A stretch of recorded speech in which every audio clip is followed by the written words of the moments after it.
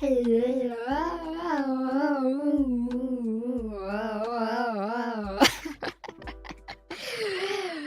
there, lamp, PCU, where, Ultimax,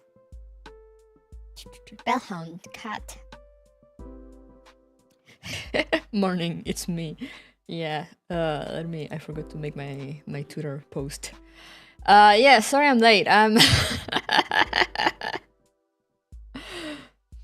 I was playing Zelda Zone Zero.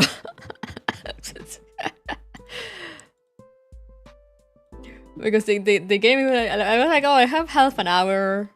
You know, I'll just play a bit and then I'll end like right before a stream. Because the game tells you like they're like, oh, you can, you know, pause exploration and then like return to it later. But apparently I was too close to the end, so they wouldn't let me pause the mission and like get back to it later. So I either had to finish it or just abandon it and then do it all over again.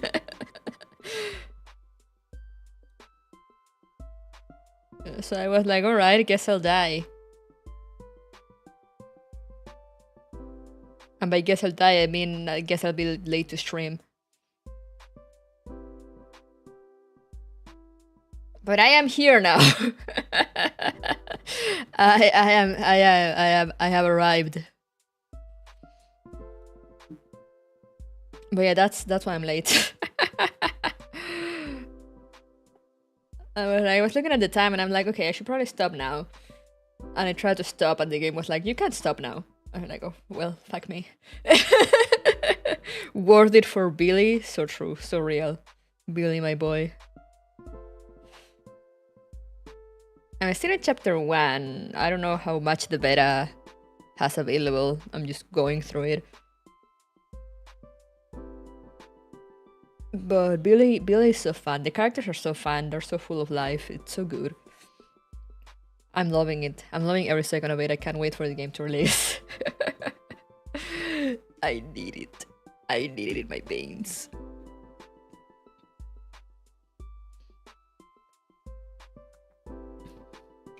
Well, yeah, that's what happened.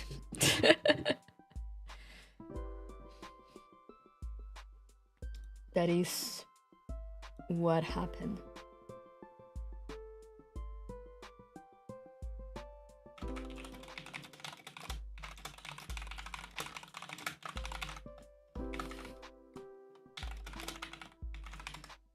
Sorry, I was replying to my sister.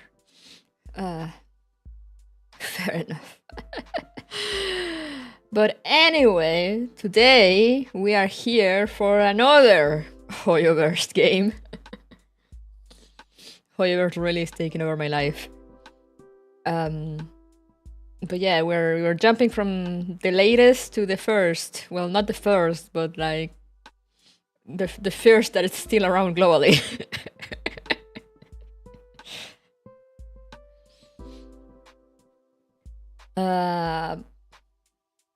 Hey! Thank you! Thank you for Baguette. Thank you for becoming a member. You have an interesting profile picture there. Thank you, thank you!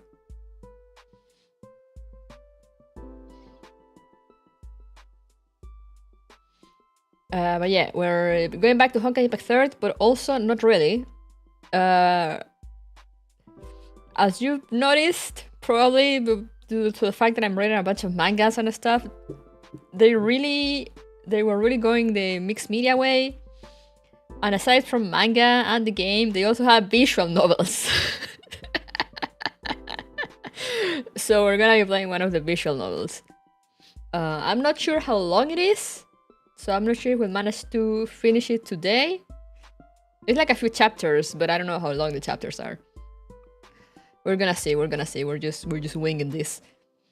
Hope to get at least like one chapter done. And then we can continue some other day. But yeah, that is how things stand right now. I got something in my eye. I hate it.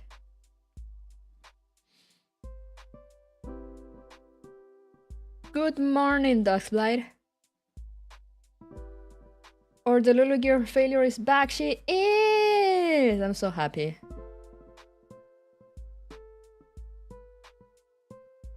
And I'm so happy that she continues streaming on YouTube during her usual morning times for me. Because YouTube just works better on my work laptop, so I can listen to her. The best podcast to have during work hours. All right, I think I already dealt with my eye.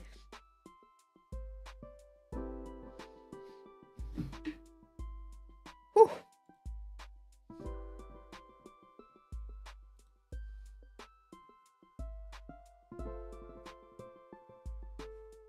Don't rub too much. I'm trying. We lowered the Lulu yapping failures. Hell yeah. But yeah, let me get the thing open. Actually, I have it. Where the fuck do I have the link? I'm happy that they have an online version, so I don't have to download stuff.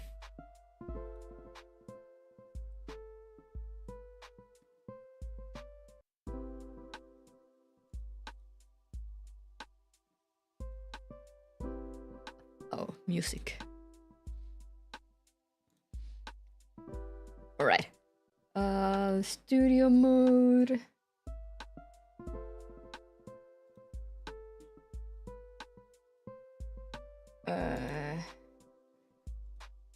Probably should separate this to have it in its own window for safety reasons. Window capture, but not that. I need to fix the size of it. Actually, no, I think it's good. Wow, I'm so good at this.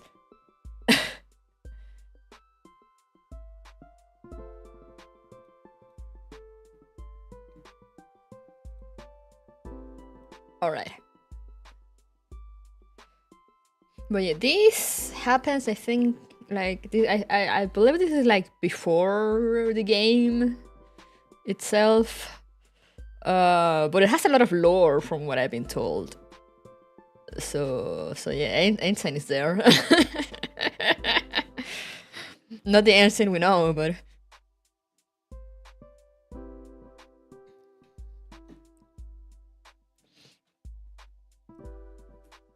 So yeah, let me see. I have everything good, everything ready, nothing pending. I shared all the things. Yeah. All the merch is here, but I don't know what to sticker. Your face. No, I don't know. I have a few stickers on my iPad, but that's it. I have a bunch of Honkai Impact stickers that I got from like buying merch, and they're still in the bag. I haven't used them. I don't know where to put them.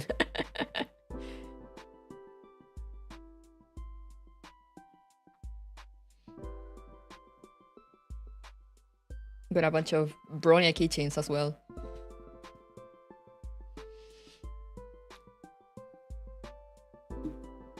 But anyway, a sticker with the text sticker. Truly genius. The dedication, thank you. I am very sane when it comes to lore. All right, let's go. Whoa! I forgot to do the transition beforehand, so it wouldn't do that. Okay, let me get the music on for you guys.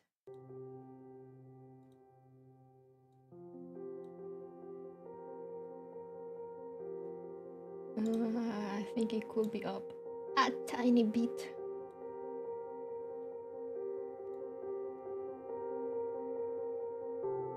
How's the music there? Is it like hearable but like not overpowering? A true lore connoisseur.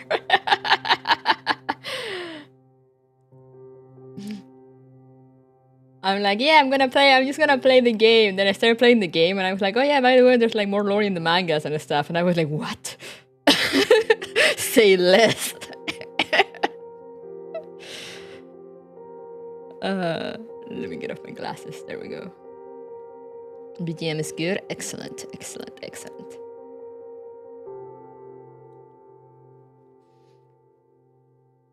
So yeah, this is the Anti-Entropy visual novel. This is online version made by, it says here, Abyss Lab. So yeah, thank you to those guys and to the people that translated it also. It's subtle but present. Okay, I can pump it up a little more. Because I had at 60%, so let's go up to 70 and see.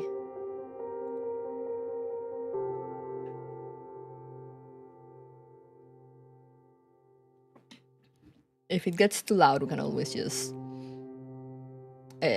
lower it later.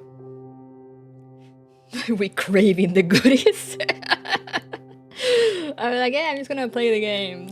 The funniest shit is that I'm here because of it. I like, which might be weird for like the Honkai Impact veterans, but I'm here because of a Star Rail. Because I started a Star Rail and I was like, oh yo, this shit's good. And they were telling me like all the lore, and they were like, oh yeah, like it's, you know, it's all connected because, you know, like the world tree and whatnot, and the imaginary tree and the sea of Quanta, and I was like, oh, this is like right up my alley. And they were like, yeah, you should play Honkai Impact Fair. And I was like, okay, all right.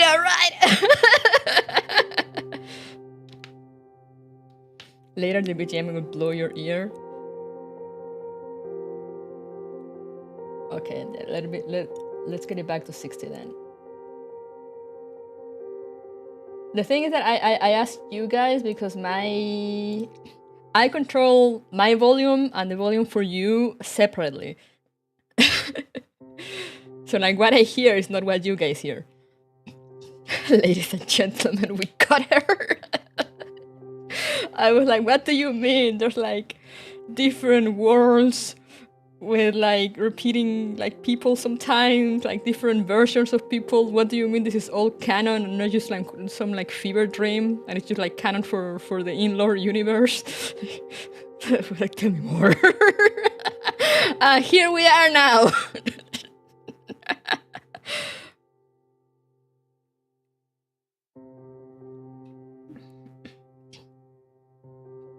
So yeah, there's chapter 1, 2, 3, 4, 5, 6, 7, 8, 9, 10. Don't look at the pictures. 11, 12, 14, 16, 18. Yo, this shit long. 20, 22, 24, 26. 26! Okay, so yeah, we're probably gonna be here a while.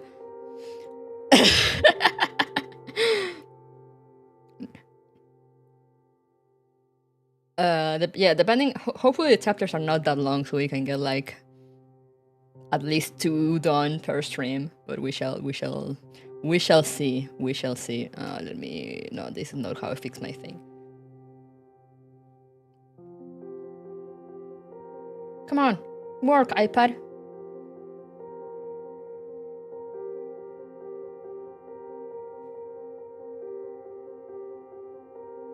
Huh? Wait, let me restart Visual Studio on my iPad. It's not responding. So I can adjust my viewing angle. Because I'm gonna be looking to the side.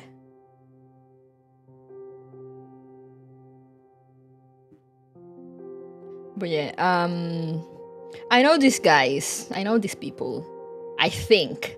I believe this is the blue hair. It's Einstein. Also, you can see my silverboard cursor. I think this is Einstein, Tesla, and Welt in the background.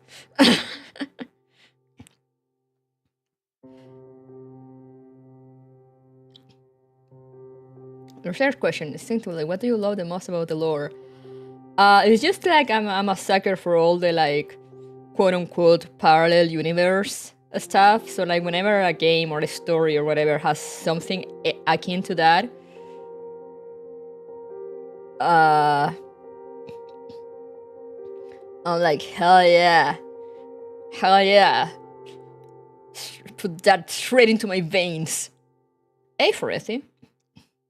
Yeah, we are reading the visual novel today at the Rudonia. So you played a Star Rail. What's your opinion on Welt? I mean, I love Grandpa Welt.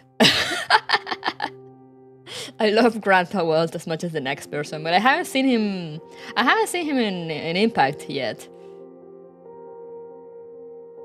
So I don't know much of his origins. Like, I mean, I've seen him on Impact, but like when I played post Honkai Odyssey, so that does not apply. So I know he has an adopted son that he abandoned because now he's in a Star Rail. And I'm like, Grandpa, your family misses you. Go back.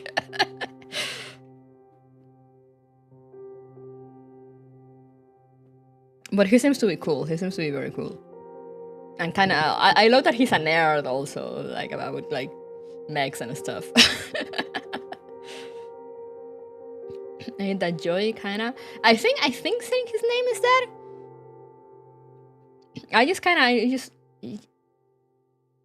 Yeah. I just know they adopt like the name Yang for some reason. He just went out to get some space milk. He'll be back eventually. Yang is Yang. There's no other Yang. No, because I know Welt's name. I know a few things because I've watched some videos. So I know Welt wasn't called Welt.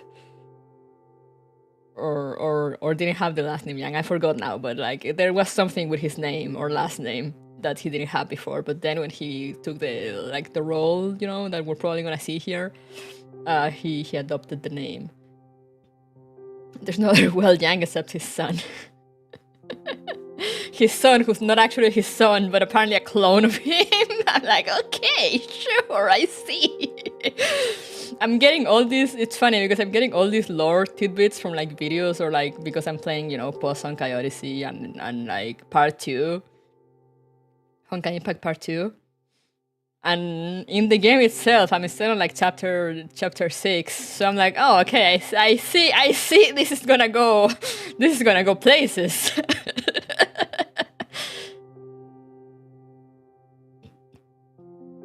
An evil Yang, goddamn.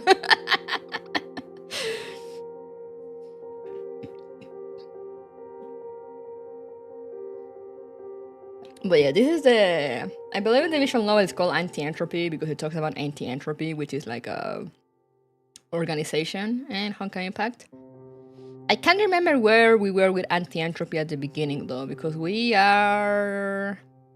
it's another organization separate from the Valkyrie School. No, or am I misremembering?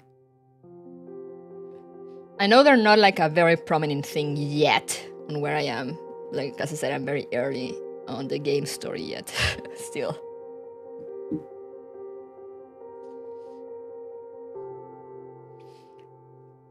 But yeah. My lord. I've been insane on a hinge? Yeah. Well, say chica.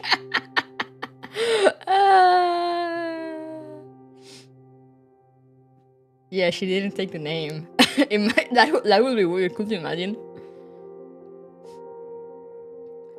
Alright, let's go. Start.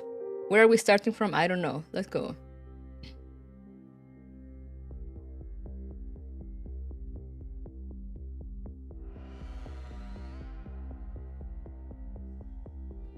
Oh, you can save. The car has finally stopped. A car door opens.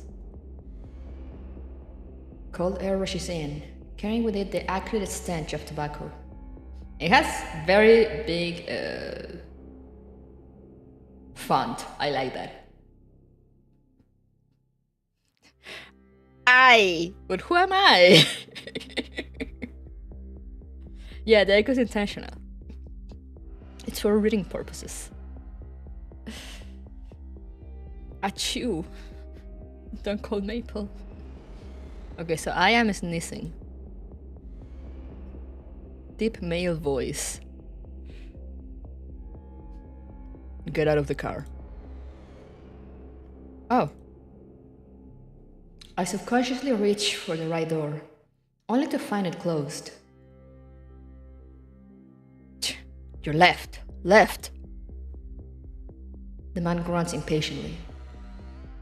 Obediently, I feel my way towards the other side of the car, bent over like a shrimp. Fearing that my head will strike the door frame, I dare not straighten my back, till I have taken 2 or 3 steps out of the car.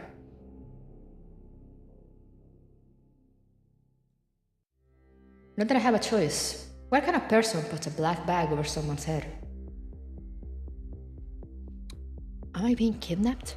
Move. The source of the voice grabs my arm, and without warning reaches me forward. He is rather strong, mostly quite a burly chap. Thump. The sound of a car door slamming behind me, the sound of a starting engine. Ah! A momentary lapse of focus, and I slip, falling to the ground, like an idiot. You fool, watch where you're going.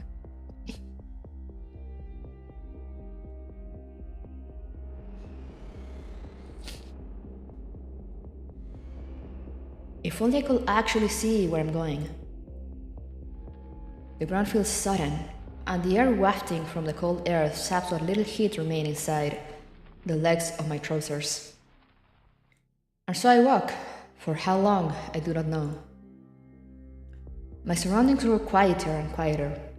I vaguely hear the mournful hooting of owls. It feels... No, they're not planning to dispose of me, are they? After all, I'm an important specimen, so they wouldn't dare. Wait. In front of me, it sounds like someone is writing on a scribbling on something.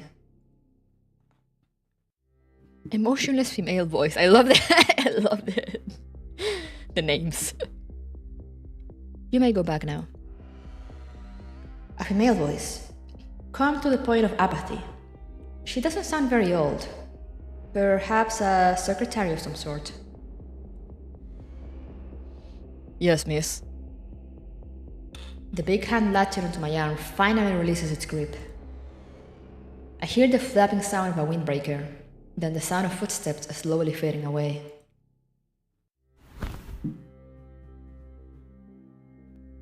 There she is! I actually love her design. Greenwich Mean Time, October 20, 22:57.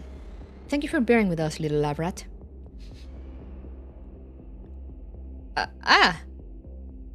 Before I could even prepare myself, the hood on my head is suddenly whisked away with a swoosh. The drawstring elastic near the mouth of the hood had scraped violently against my nose. Now this stings. Quiet. The messy-haired girl calmly commands me.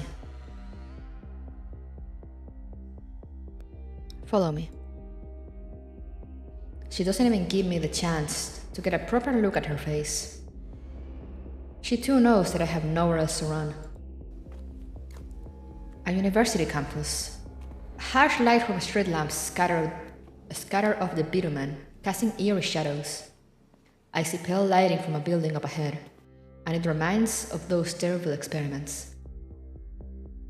As I walk, unable to stop, I begin to imagine myself as that desperate, pathetic figure fleeing for my life.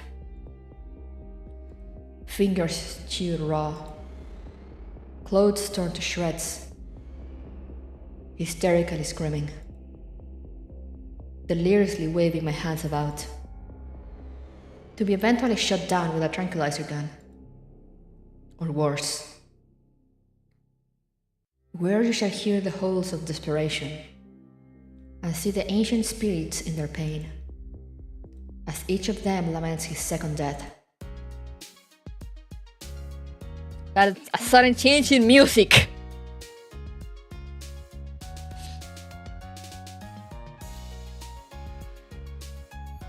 song. Don't be afraid.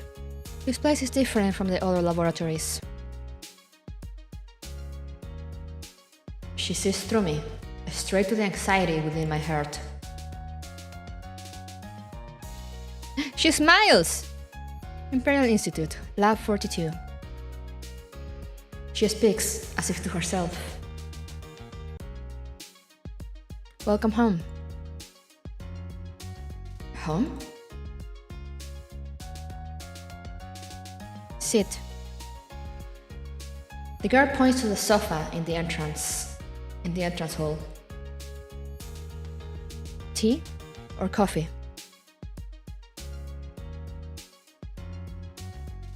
I recommend tea. The air in London is terrible.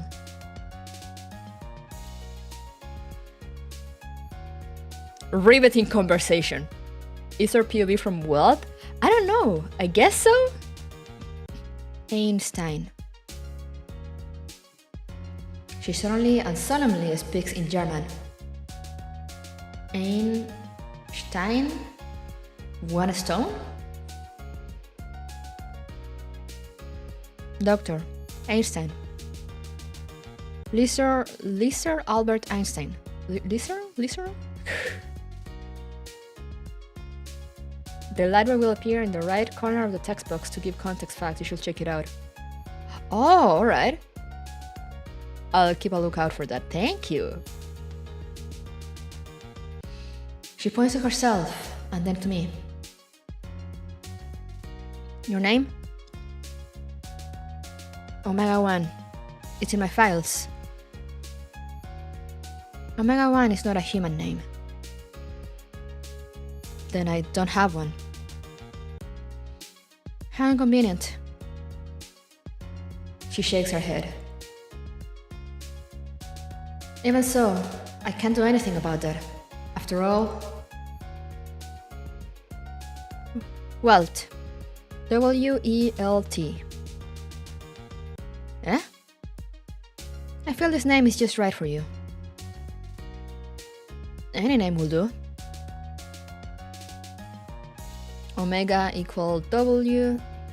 Omega equals W. Welt equals world. Indeed, as an outcast of the world, to have such a name would be most amusing. Now then, let's go through your physical checkup, Welt. Reading Steiner. Hey, Doc. This is a Honkai Impact 3rd visual novel.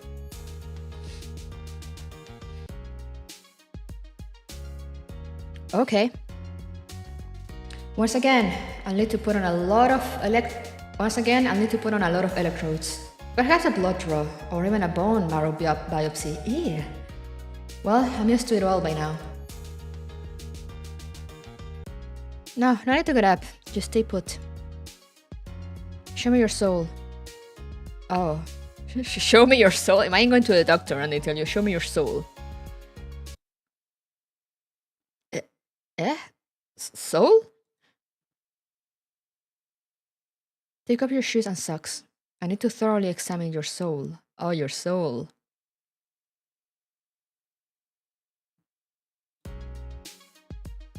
Why do you want to look at his feet?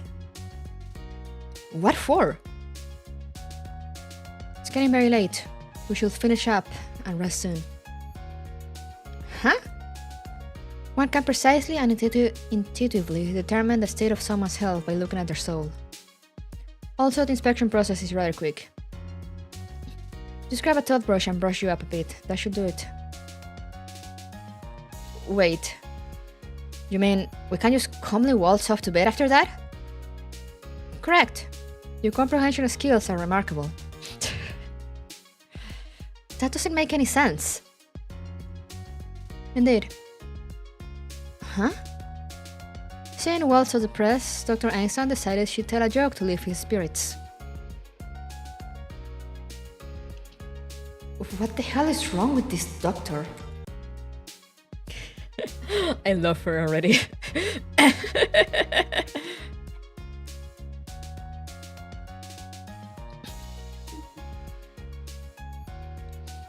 You sleep in room 105 over there.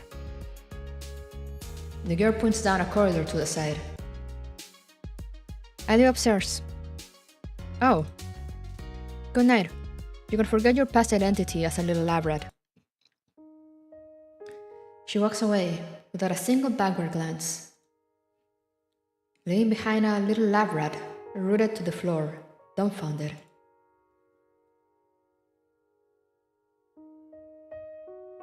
Flashback. The man now named Walt couldn't understand what just happened. Ever since the day he started forming memories again, nobody else had so casually given him such a baffling degree of freedom, even though the day he started remembering was not that long ago. It was the same season, 3 years ago, when he first opened his eyes to a scene of chaos. Unfamiliar men and women were inspecting him, asking him all sorts of questions that one will only ask a lost child. What is your name? Where do you live? What is your nationality? It was a strange feeling. You undoubtedly knew all the answers, yet you could not congeal or solidify those answers in your brain. It was as if all the neurons that wove the sea of your memories were fried. I don't know. This was the one response that the young man could muster. He could still remember how to speak, yet he didn't know whether this was something he should be grateful for. German, English, Russian, Latin, even Japanese and Chinese. He couldn't remember how he came to understand so many languages. Who am I? He quite naturally retorted with such a question. We don't know either, the others replied. Then they unleashed a torrent of conversation, though they might as well have been speaking to themselves. Schicksal, or destiny, a secret organization with a long history, the true masters of the world, the saviors of humanity. Honkai, the collapse, the one calamity that science has yet to explain completely.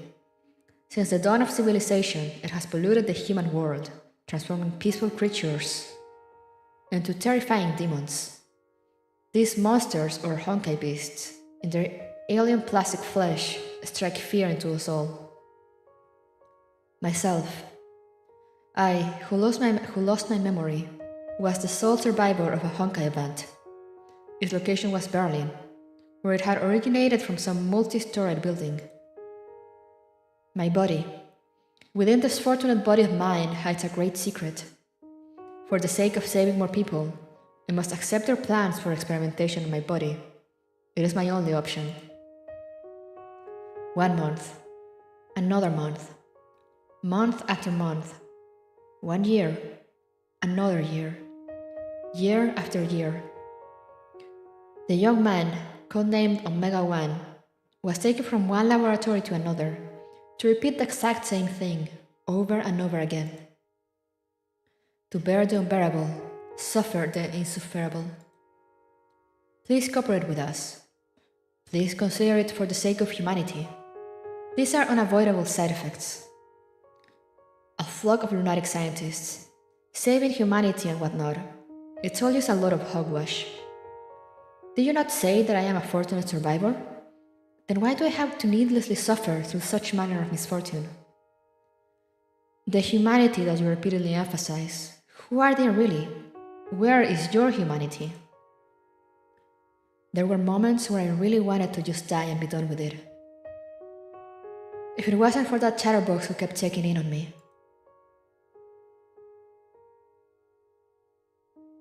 To Omega. A good October to you. Time flies. This would already be my 22nd letter to you. Last time I had finished telling you the story of the Lady Saint.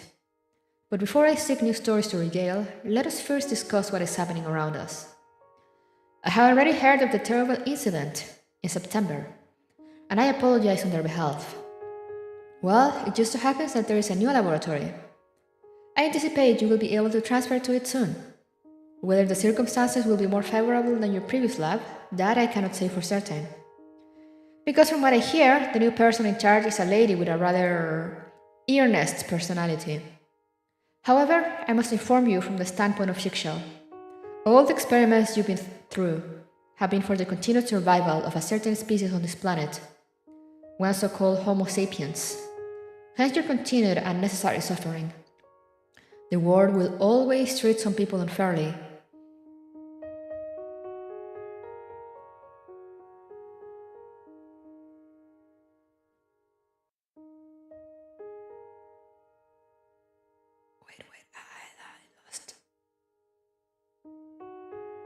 The world will always treat some people unfairly, and this is something none of us can really change. It has already been 3 years since the disaster in Berlin. The city has already begun its reconstruction. The people will slowly forget the horrors of that night. Yet we all know that, at this present moment, a sinister power continues to grow and fester within the rift of space-time. It spared you back then, but it did not spare the others. If we are able to truly fathom the logic behind this phenomenon, then we Homo sapiens will be able to live up to our name, to use our sapience to conquer the natural world. Then no one will ever need to spend another day living in fear or delusion, deceiving themselves and others. Yes, this is most unfair to you.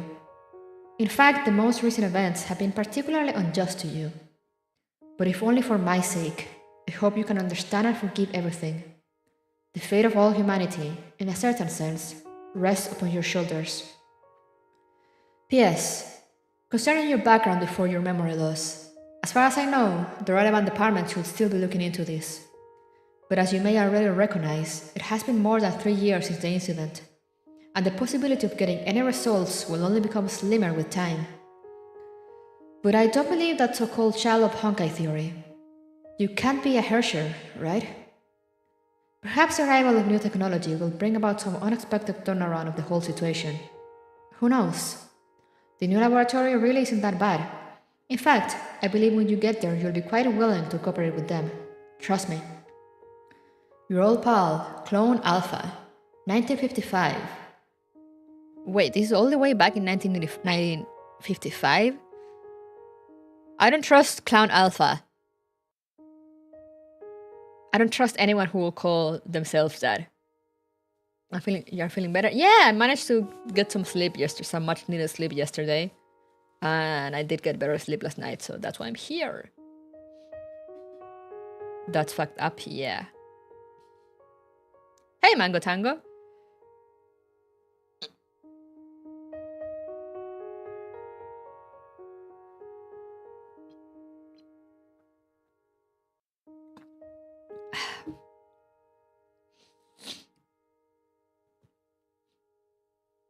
Another ass follower. Oh no.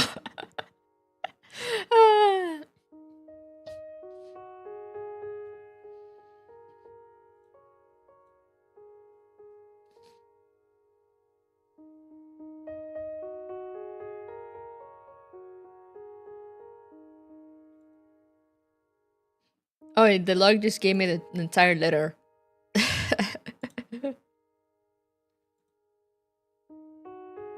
Your old pal Clone Alpha, 1955. Suspicious. Huh.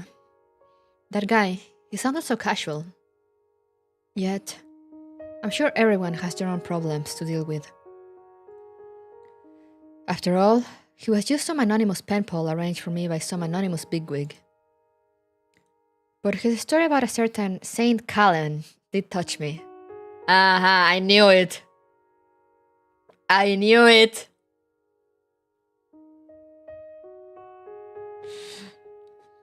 I definitely had not planned on paying so much attention to that type of propaganda or political drivel. Since when did I start looking forward to his monthly story updates?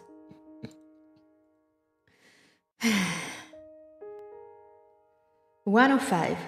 A musty-smelling wooden door is carelessly left ajar.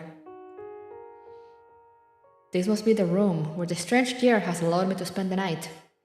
The lightless linen curtains, the walls that seem more at home at a mortuary. Indeed, this is a decor most befitting of a laboratory. There's bread and snacks on this desk. Are they for me to eat? Just plain bread. Hey, son! Firefly, not Sam.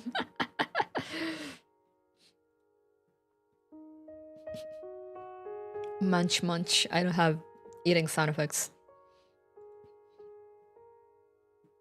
My god, what's in this slice of bread? How can it be so delicious?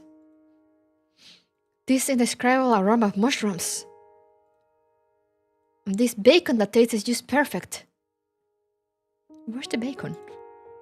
There are simply no words to describe this rich and mellow aftertaste. How can it be so delicious? It's great to be alive indeed. Oh, poor man, I've never had a proper meal. Yum, yum, yum, yum, yum, yum. Yum, yum, yum, yum, yum, yum, yum, yum, yum.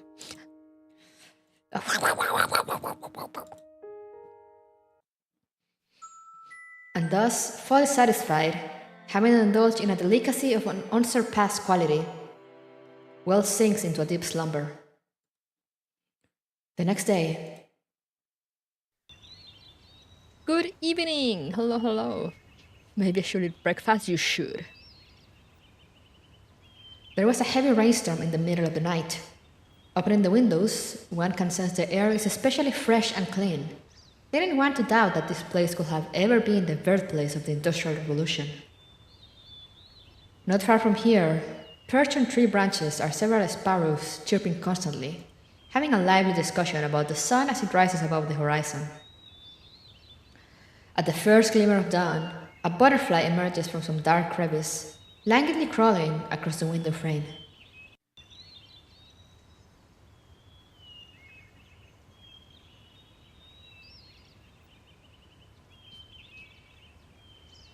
Who's talking to me? The butterfly? Hey! The butterfly beats its wings twice, then disappears into the azure sky. As the sunshine pierces the tree leaves and thickets to spill upon his body, the young man can feel the hard lump within his heart begin to thaw and dissolve. Hey! What an incredible evening! What an incredible morning! How long has it been since I experienced such peaceful tranquility? Whether it be wind or rain, or the song of birds, or the buzzing drone of flying insects, at this very moment, even if there were some loud commotion, it won't matter too much. Did you hear him? Oi, I'm speaking to you! The young man felt a heavy blow strike the back of his head. And now it's oh so dark. Eh? Why have the sparrows flown to the top of my head? And why are they now doing circles around it? She's so angry! Really, are you deaf? I've called you several times already. You're lucky that I had the goodwill to pry the door open and charge in. The assailant, a red-haired girl with twin ponytails, fiercely scolds the young man, who had fallen and is now seated on the ground, staring at the birds above his head. She also happens to be wearing a white lab coat. Oh, we finally get to see him. You are... Huh? No one introduced me? As she reaches mid-sentence, the eyes of the twin-tailed girl wander and fall upon the empty plate. Quietly it sits on the only desk in the room. Twintails closes her eyes. With utmost concentration, she brings her nose toward it and sniffs. Angry laughter indeed. Oi! You didn't eat something made of truffles, did you? Truffle? The plate was originally filled with bread slices, made with some kind of mushroom. Is this truffle to speak of some kind of mushroom? The twin-tailed redhead rolls her eyes and almost faints. Some kind of mushroom? You're telling me that truffles are merely some kind of mushroom? Oh no. Damn it, doesn't that Muppet idiot think so too?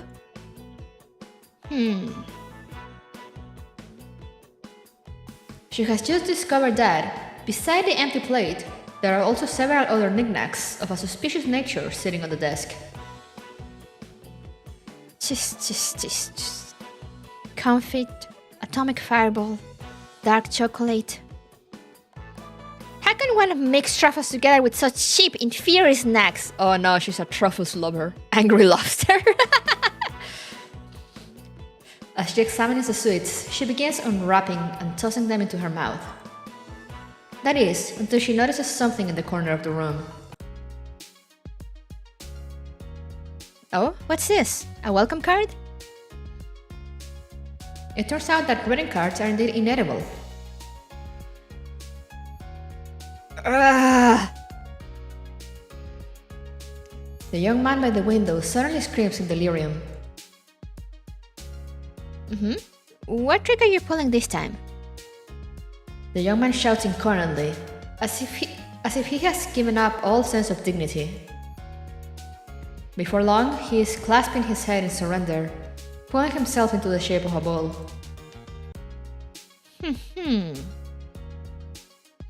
The young woman seems to have understood something. May I open and take a look? The red-haired assailant changed her tone, speaking as if she were an actor in a radio drama. Caught in a trance, the young man sees the illusion of a candle and a whip appear before him. To the most respectable Mr. Omega 1. Greetings. Because I do not know your name, I will address you as such for now. And for this I am truly sorry.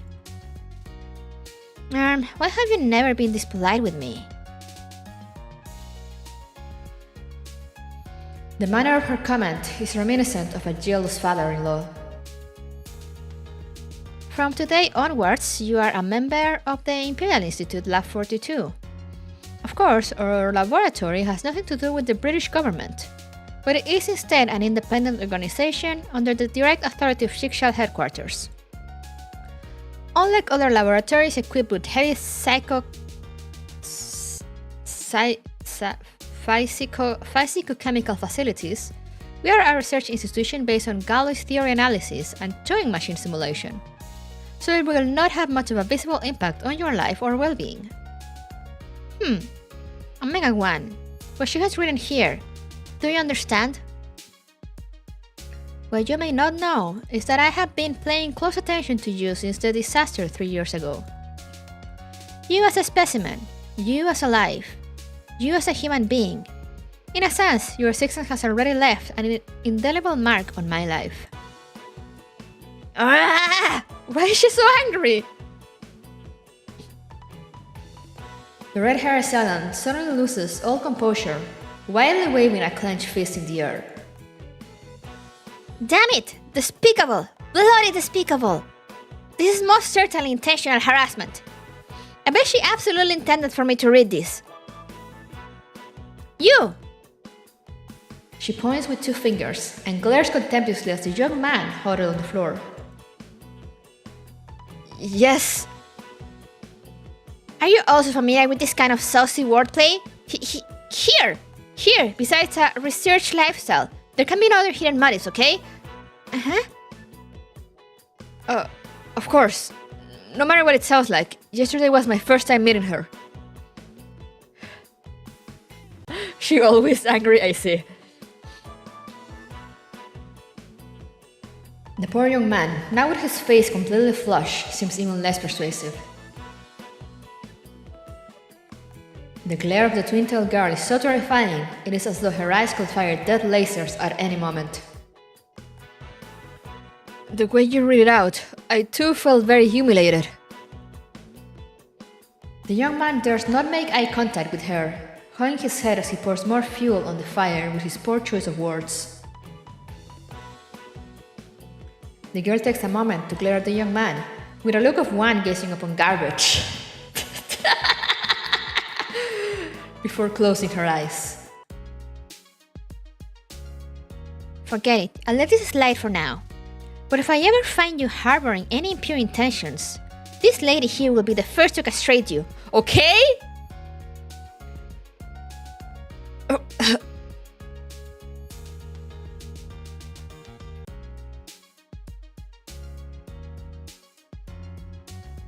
I know the people you have just met may not be particularly convincing, but please believe in this. It is here that you will build a brand new life for yourself. In Gourmet Dining with Trust, Dr. Liesel Albert Einstein. What's with the Gourmet Dining with Trust thing?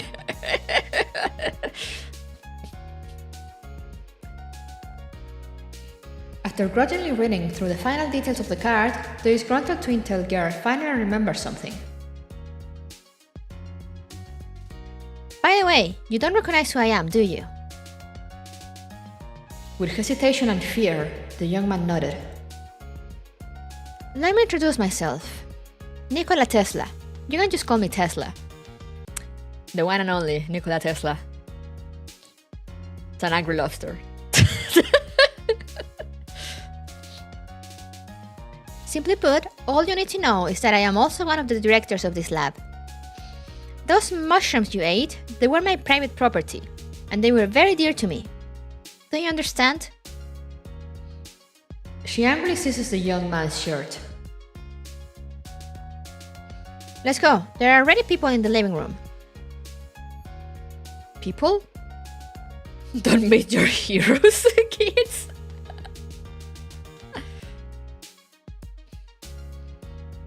I mean that gourmet food thief. Who else? I love how he just gets dragged around. Poor man. Good morning, Dr.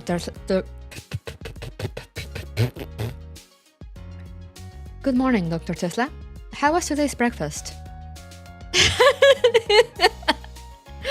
Oh, she's a little shit.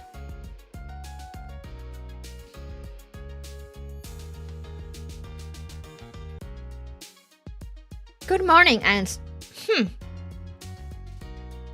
Tugging at Wells' collar, Twin-Tails pouts and tosses disapprovingly.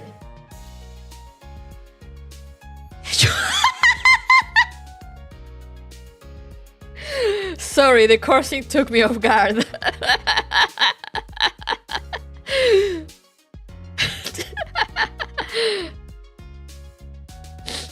wow! You vile bitch! How can you pretend everything's fine? It seems the sausage quiche suits your appetite. That is most wonderful indeed. Despite being rudely berated, the girl with her mop-shaped hair continues to recline peacefully on the sofa, and with an air of indifference bites into a pastry sandwich. Well, after all, it's filled with grease and packed with energy. Hey, no! Don't you change the subject! You are rather lively today, Dr. Tesla. If it wasn't for you, you treacherous thief! Thief? Dr. Einstein doesn't quite understand what Dr. Tesla is talking about. Don't you play dumb? That bag of truffles, it was you who took it from my room without my permission, wasn't it? Moppe immediately begins wagging her index finger back and forth, as though she had already anticipated her response. Dr. Einstein would like to give a friendly reminder. Even if Dr. Tesla enjoys traveling to Trieste for vacation, it does not mean that the bag of mushrooms is Dr. Tesla's personal property. See what? I got those truffles after much blood, sweat and tears. Are you mistaken?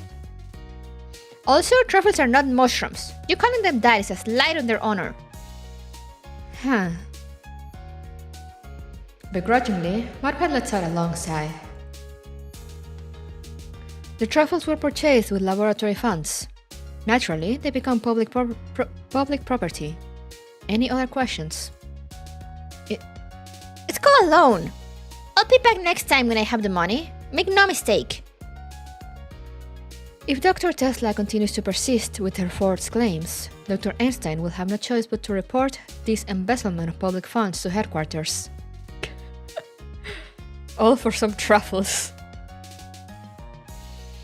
The corner of Tesla's mouth twitches a few times, before she finally chooses to change the subject. This guy locked himself in the bedroom and just sat there, in a daze. Let me think he was going to commit suicide.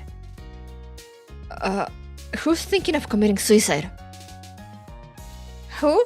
Do you know how many times I knock on that door? Huh? Not to mention you have a history of depression. Damn! Imagine getting fired from a government job for embezzlement for treats. Imagine. Sorry, for a moment I was just daydreaming. Forgive him, Dr. Tesla. You're being too anxious. Einstein licks the salt granules from her fingertips. You do have this call and response thing going on. Don't tell me you're long-lost lovers. Twinkle's brow furrows into the shape of a mountain. Dr. Einstein will never find such a pathetic boyfriend. God damn! I got murdered!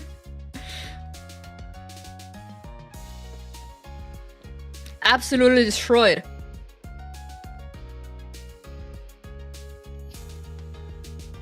A man got shot for no reason. Yeah, he was just standing there. That is incorrect. How am I pathetic? Just look at you. You surrender yourself to despair.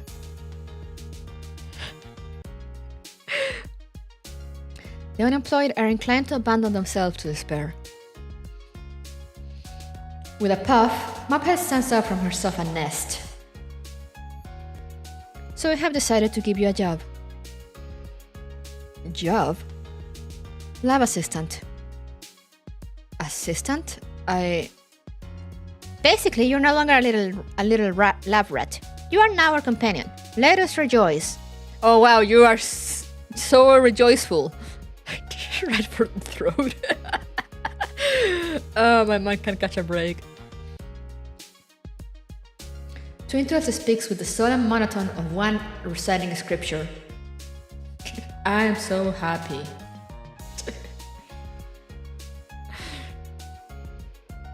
Dr. Tesla, we need to tell him exactly what he's doing. His specific responsibilities. To put it simply, to serve us and keep us happy? Damn! Okay. How is that a lab assistant? For example, serve us tea and water, cook our meals, do our laundry, and if there is nothing left to do, scrub the floors and brush the toilets. Okay.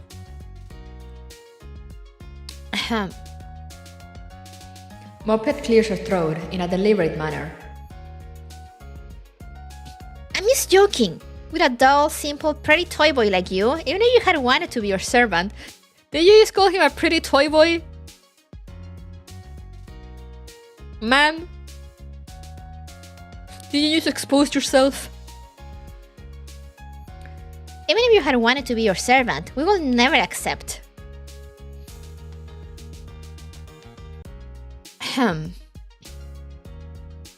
Moped clears her throat, this time more loudly.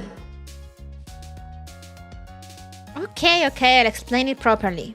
Wow, she put on glasses. Now it's serious, it's real. Obviously, I'm normally not this long-winded.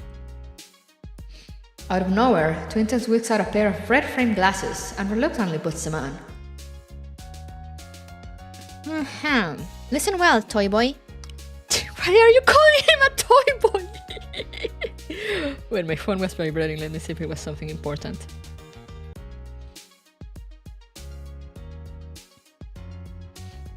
No, nothing important.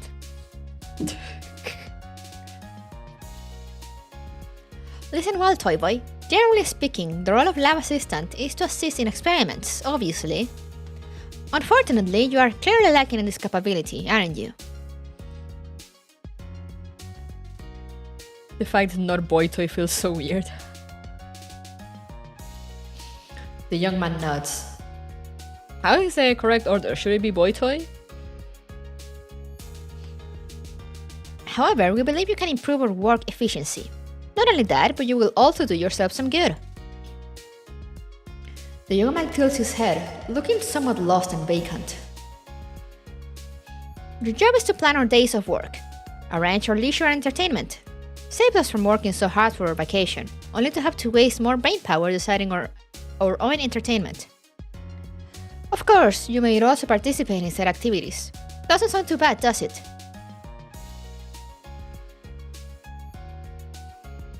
Is there anything I haven't explained clearly? Again, to put it in simple terms, your job is to take us out to have fun. But don't disturb us during work hours. Go idle by yourself in the library, or just go for a casual stroll around the place. But don't go strolling so far as to make this organization think you're going to escape. We don't want to have to deal with the plainclothes coppers. Oi, is it okay or not? If you don't agree, we can always send you back, alright? Hey, you stupid! Are you stupid? Tesla, my lovely son, Jeff. Begrudgingly, the girl with the red-rimmed spectacles waved her hands in front of the young man's eyes. Dr. Einstein believes that world is simply going through a state of shock and astonishment at the news. How do you say this, Lizard? Lizard, are you some troll from the Lord of the Rings? Stop using Dr. This or Dr. That to address us. It's getting very annoying. Wait. Who's Welt? Is it this little boy toy? Lizard, don't tell me that's the name you gave him. Wait, was it me you were referring to as little boy toy? Did it take you this long to realize?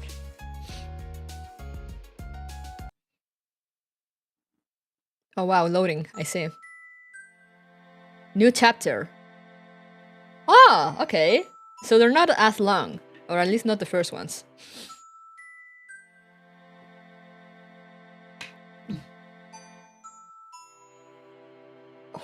New chapter.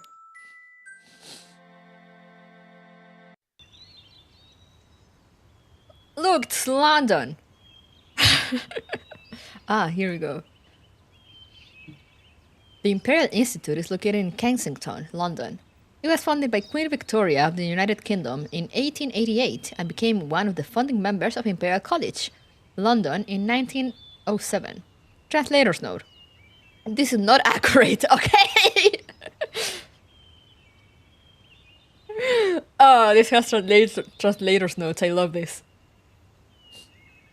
This is not accurate. The Imperial Institute remained a separate institution from Imperial College, although the college now occupies the spot where the institute once stood. In 1958, the Imperial Institute was renamed the Commonwealth Institute, and the campus was rebuilt elsewhere. Of the original building, only the iconic Queen's Towers was retained. And this is where we are now, the Imperial Institute. Community notes energy rail. Having been driven out of the house by that violent red-haired girl, the beautiful young man now wanders aimlessly around the college, a college with close to 70 years of history. Okay, hurry up, get out and get used to your surroundings. Don't you dare come back before noon. He can't fathom why, but even though she is also a member of Shiksha, the feeling of being so cruelly treated by this girl, it doesn't seem that unpleasant to him. Oh no, he's into it. Oh no.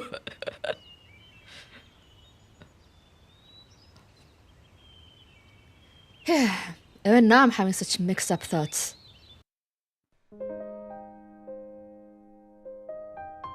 Oh fuck, he is a boy toy.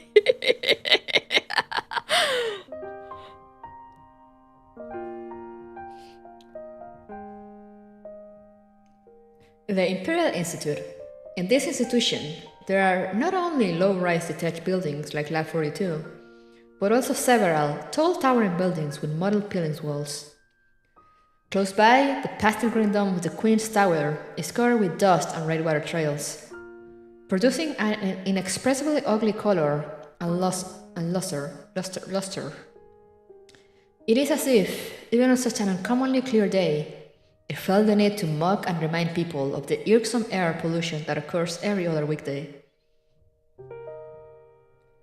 Having been accustomed to the spotless environs of high-end research labs, the young man named Walt feels oddly comforted by what could be considered as the landmark equivalent of a washed-up celebrity. Although there is no personal freedom in the absolute sense, at least this omnipresent and omnipotent organization has chosen to loosen up for a moment.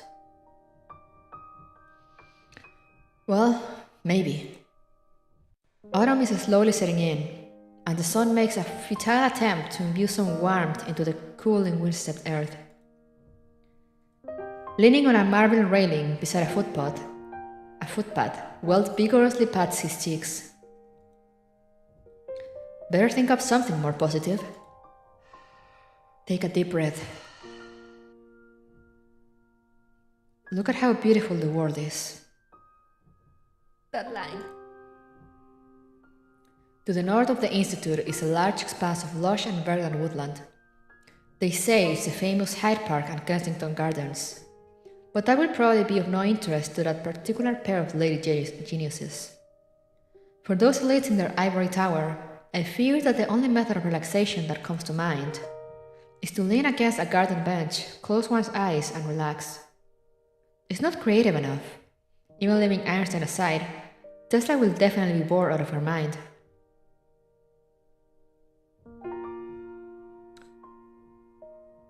London should have no shortage of fun things to do.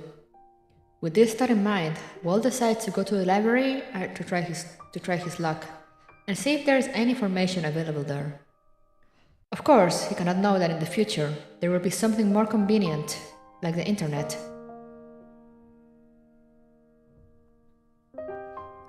Who's this librarian dude? Clear sky in British? I think it's fictional. It's the one day a year that there's sun. He just got very lucky.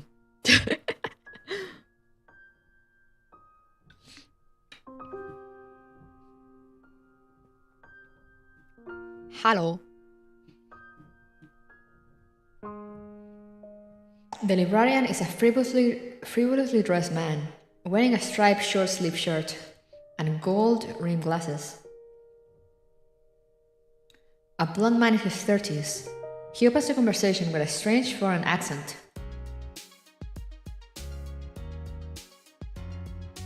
Oh no, they put the accent in the text. This aventurine looks so nerdy.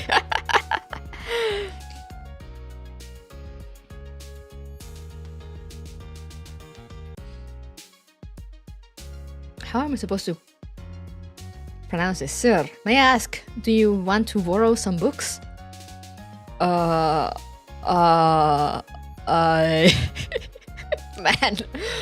wealth is just embodiment of that meme of like, can I get a...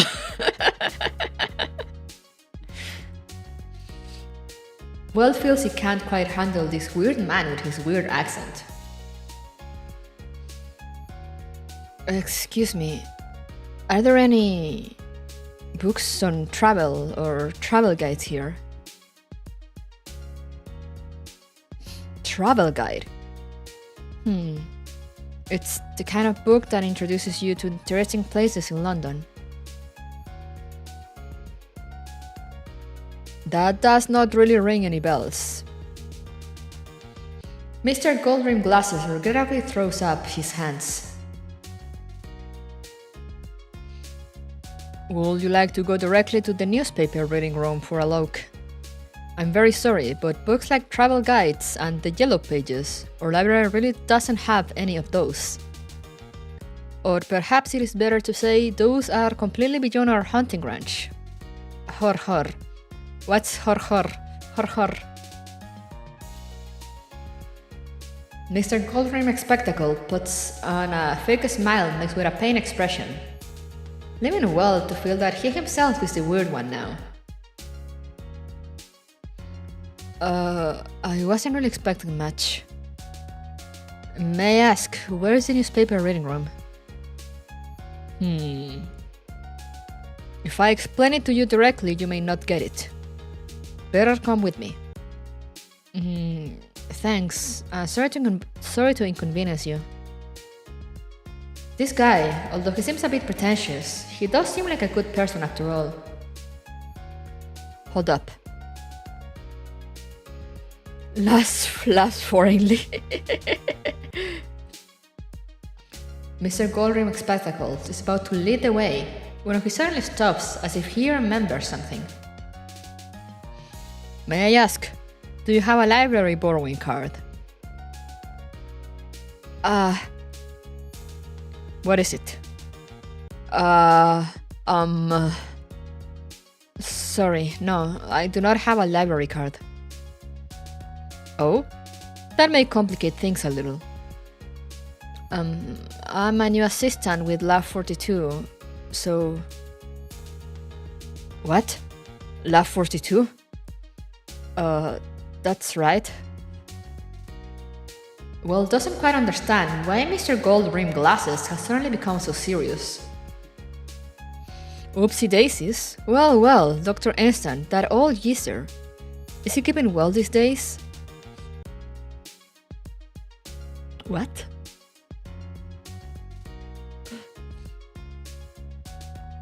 Old geezer? What are you saying? How can the doctor be an old man? The words old geezer are so startling to Well that his jaw almost falls off. Hahaha. My apologies. Recently there have been scams going on around the school, so we need to stay vigilant. I'm really sorry to have deliberately put you through a test just now. Dr. Einstein had specifically ordered me to, but at the time she didn't have your photo, so... Mr. Goldrim Glasses shrugs his shoulders, while he continues to smile in his usual manner. To be honest, this method of testing people was really her own suggestion. Ha ha ha ha ha. The character's fading is messing with me. Oh yeah, I didn't realize. No problem. I'll get your research assistant library card right away. You may borrow whatever book you want. Mr. Goldrim Glasses nudges his namesake further up the bridge of his nose, while he continues to smile in his usual manner. The Times is too serious, and the Financial Times completely unsuited for his purpose. But it is within the pages of down-market tabloids like the Daily Herald and the Daily Mirror that he finds some items of interest. At noon, Will returns from the newspaper room, reviewing his notes in one hand, while consulting a borrowed street directory in the other. The British Museum, Great Russell Street. The National Gallery, Trafalgar Square. The Theatre District, Casino and Chinatown, Leicester Square. Starting with tourist attractions should get me at least a passing score, right? After a tour, I can also invite them to dine at a proper restaurant. Those staff meals delivered to the Institute on weekdays don't taste that great, so I should use this opportunity to improve on that. Although local British cuisine is nothing to brag about, besides their seafood, the dishes of France, Italy, Turkey, India, and other countries are easy to find and eat. If we go to Chinatown, we also have the choice of Chinese food. Although I am penniless, since this is my job, it should be okay for me to be reimbursed, right? Don't get your hopes up, boy. And thus Well drifts into a state of deep thought, and before long he has unknowingly returned to the small courtyard of Lab 42. The detached Lab 42 is a work villa built during the post-war period, so it sports an avant-garde design integrating both work and living requirements. The ground floor houses a study, workshop, guest room, various kitchen and bathroom facilities, and even a secret warehouse secured with a vault door. The top floor is a residential area where men are forbidden to enter. Well, it is not particularly clear what that area looks like. Pink curtains, cream-colored furniture, a room full of sweets and plush toys? No. No matter what, a researcher's room can never be of that decor. Indeed, their private laboratory appears to be on the same floor.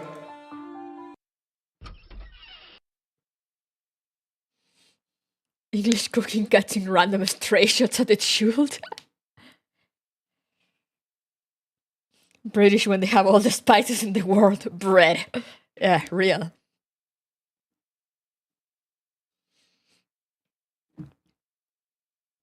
I'm home. Gently opening the villa front door, the young man politely greets an empty living room. He has maintained this odd habit for as long as he could recall.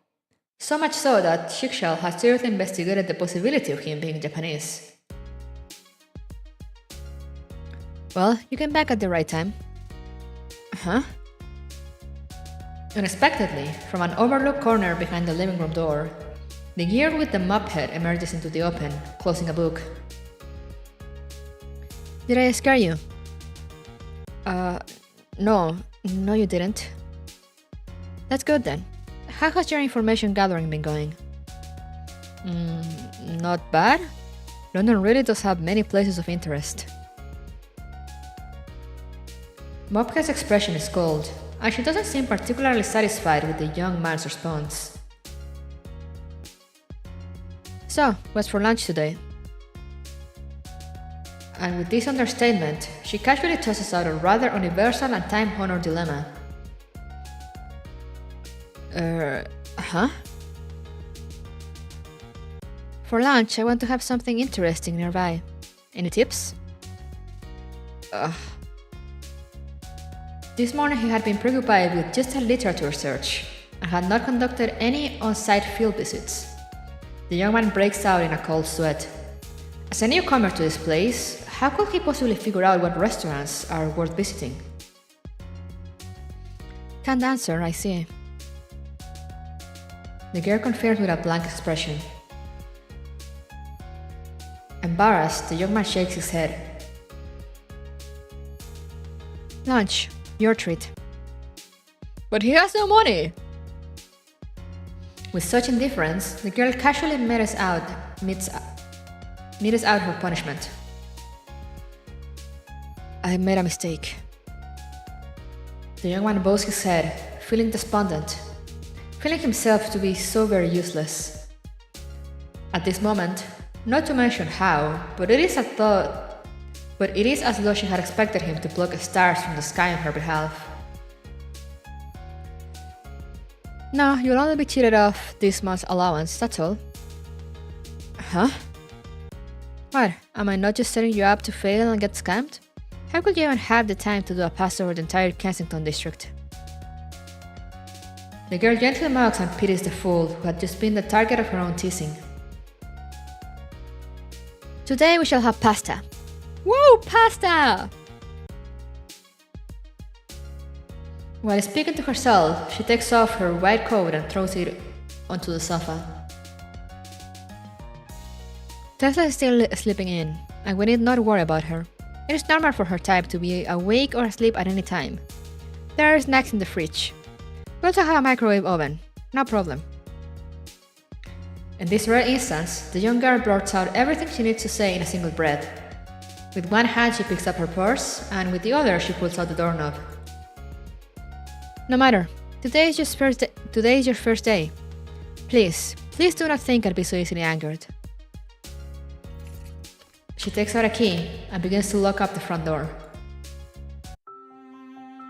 She's nice, I think.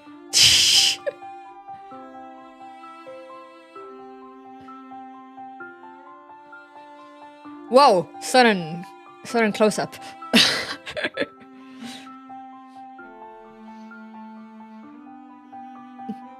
V&Y? V&A? This is a V&A museum. That is the Holy Trinity Church. With her messy swaying hair and an expressionless demeanor, the young lady continues her guided tour alongside the young man. Those not familiar with the situation will probably mistake them for a pair of long-lost siblings, somewhat estranged. The A is an initial for Albert, from my own name. Huh? Fooled you.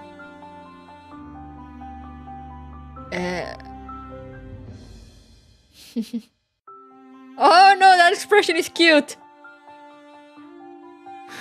Guess I didn't really fool you. Uh-huh. He's so confused.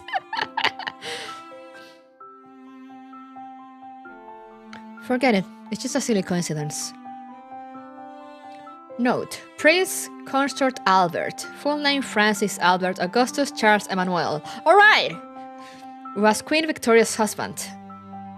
The V&A Victoria and Albert Museum was named after the royal couple. In England, there is a series of landmarks and institutions named after Albert. They were all established by the Queen to commemorate Prince Albert after he had passed away. Ah, I see. Need like 3 more names and 2 more titles.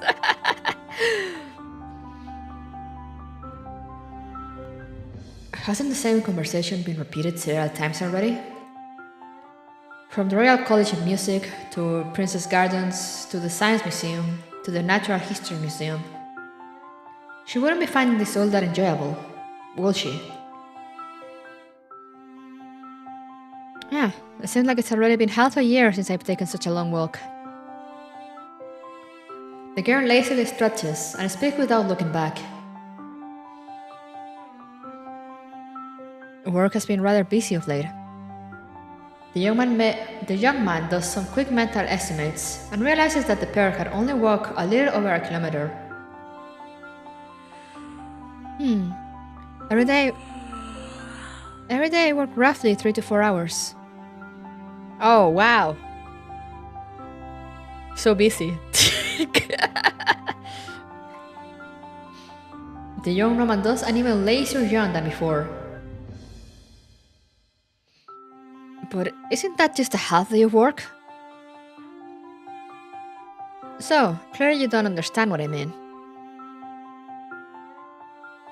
It is possible that, when it comes to a brain-taxing occupation such as a scientist, working for 4 hours is already tiring enough. But in the previous labs, those people were undoubtedly working day and night, weren't they? Here we are. While the young man is mulling over his confusion, the rough mess of hair beside him comes to an abrupt stop. Cafe Concerto. Didn't we say we were going to have pasta? Well, here's an Italian restaurant. The girl points to the tiny blackboard at the entrance of the restaurant. The names of the dishes on it are indeed Italian. But what is an Italian restaurant doing with such a name? What do you mean? Why wouldn't it have a name like that? The decorative artwork, bottles of champagne, shelves of dessert. Despite bearing a corny name like Cafe Concerto, the place does indeed look the part of an Italian restaurant. The young man and young lady sit down at a table. The interior feels pleasantly warm, so the pair immediately take off their coats. I love the art. I love all the CGs.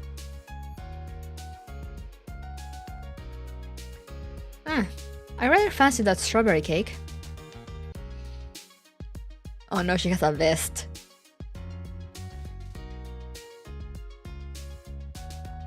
Why does she dress like that? Does she not know that I'm weak?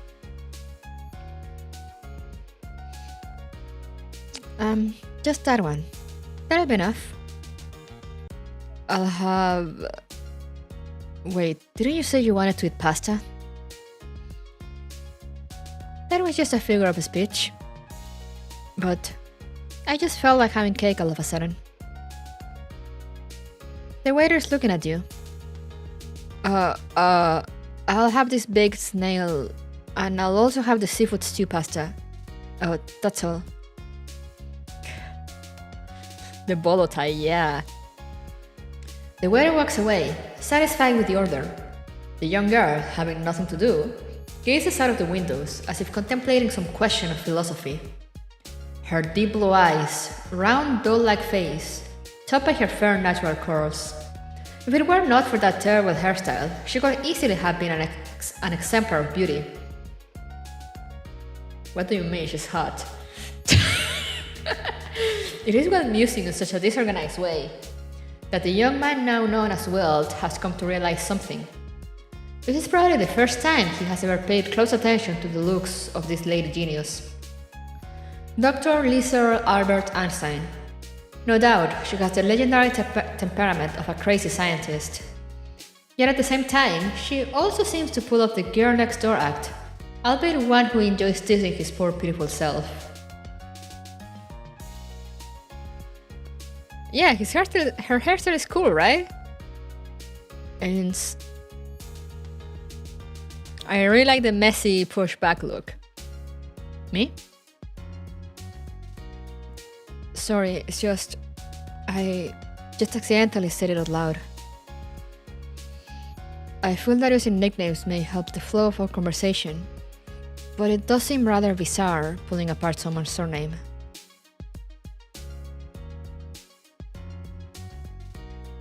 I don't mind. As long as you like it, it's fine. Really? Then I must really thank you. The young man glances left and right, rubbing his ears and cheeks in embarrassment. In fact, I do have a question to ask, though it may be rude of me. Prevaricating before a lady is even more impolite. What is prevaricating? Why does she use these big words that I do not understand? Prevaricating. Meaning. Prevaricate. Speak or act in an evasive way. Alright, I see.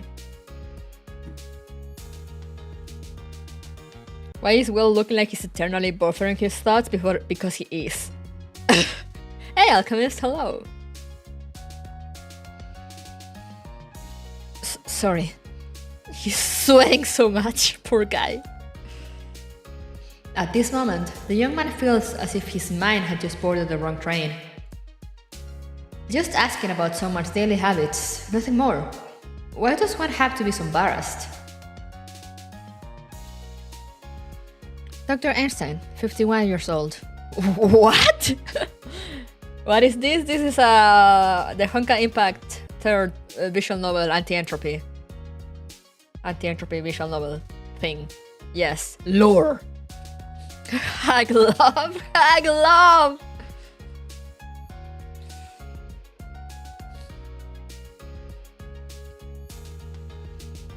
Nonetheless, it seems that she too has misjudged what I meant by speaking rudely. Wait, what? 51 years old? This is official? Yeah, it is. Huh? A little slow in the uptake, the young man has to use both hands to keep his jaw from dropping to the ground. I mean, the English translation is not official, but the visual novel is. Just point on your your leg. If you divide by 3, it should be just about right. What's 51 divided by 3? Someone good at math. I speak as if I don't have a phone right beside me. 17? There's no way. If you divide by 3, it should be just about right.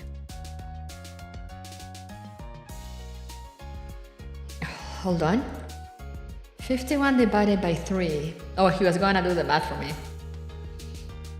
6 times 8 is 48. 48 divided by 3 is 16. 6 times 9 is 54. 54 divided by 3 is 18. So 51 divided by 3 is 17. Dr. Einstein is 17 years old.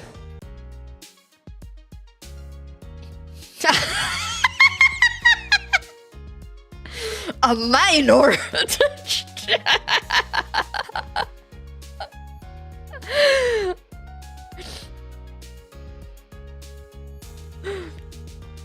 A doctorate degree as a minor? Why do you have to word it like that? A minor. Can't I? This is not a matter of can or can't. While we're on the topic, Dr. Tesla is 4 years older than me, and she's an adult, if you really want to know. Thank you? Tesla is 21.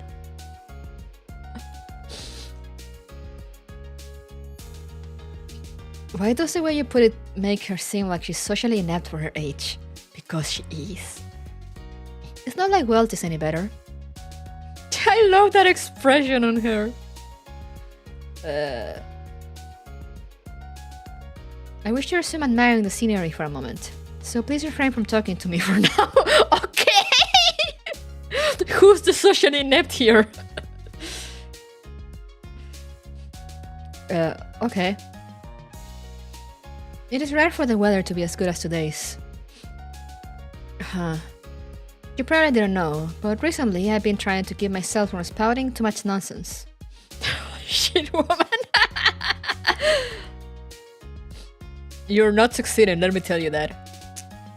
My grandfather once said, "Success is equal to genius plus sweat plus less spouting of nonsense." Just for some time now, you've been the one spewing out nonsense.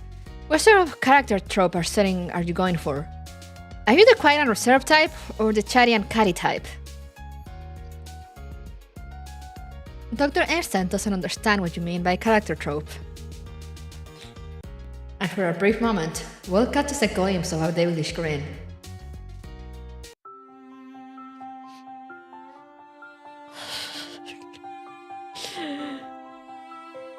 Returning from the Café Concerto, Einstein and Welt incidentally find the blonde-haired librarian with a striped short-sleeved shirt and gold-rimmed glasses at the doorway of Lab 42.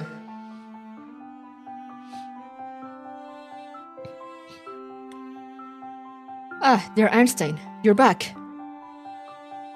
Somehow, the way this man waves to the girl suggests they are very familiar with each other. A hint of aversion flutters in Welt's heart. "What's the matter, Finn?" Finn?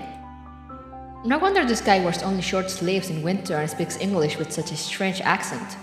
If he is from Finland, that is not surprising at all. It is said that when the temperature reaches freezing point, they are still flipping summer sausages in the backyard. Though that's probably just a joke from some newspaper. No. For such a frivolous man, can't say for certain. Stop judging people, Walt. Come on. Thank God I thought he was Dutch. An urgent matter concerning Lab 42. The frivolous man puts out an airmail envelope from a folder. Understood. Her enthusiasm waning, Einstein reaches for the letter with her left hand, while fumbling for the keys with her right. "They sent a telegram earlier today, informing us that they wish you check it out as soon as you receive it. They say you will most certainly be interested in its contents." Instantly, Einstein's right hand stops groping for the key. Her expression seems a little impatient. "Help me tear it open." Is that okay? My security clearance level. I said, help me tear it open. It may be strange for me to say so, but if it were a highly classified letter, it will never be delivered by someone at my rank. The Finn pushes his gold-rimmed glasses while interjecting in an affected manner. Okay, let me open it. Welt avoids giving the attention-seeking man a single glance. Letter time. Einstein, my esteemed senior colleague. I trust you've been well since we last met. Recently, over here, we've come across a rather excellent Asian pastime. If you are interested, please make sure you find a day to come and play. I guarantee you'll be awfully excited.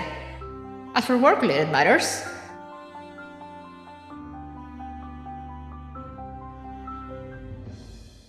I see. Whatever it's the fact it says there, ought to be able to help you, yes? Your junior colleague who looks forward to welcoming you, Schrödinger. 1016 Billings, Montana. Oh yeah, right, Schrödinger is here too.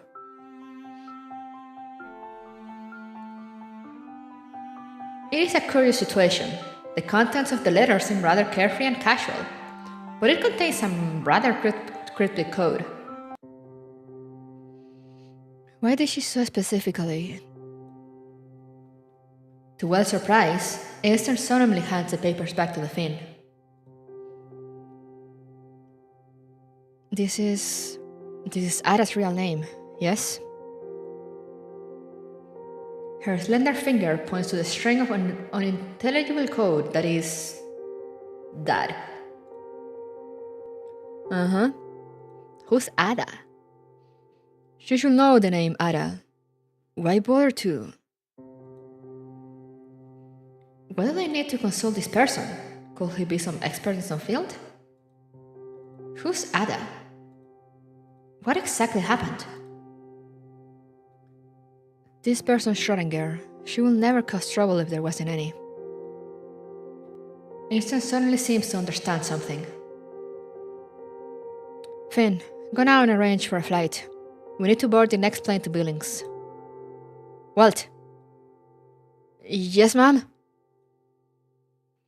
Probably influenced by the sudden imposing manner of the young woman, the new lab assistant stands to attention, just like a soldier, and subconsciously salutes, although he is quick to put his hand back down. Don't worry about the small details. Quickly, go upstairs and wake up Tesla, 203. Me? Ains too busy and cannot come.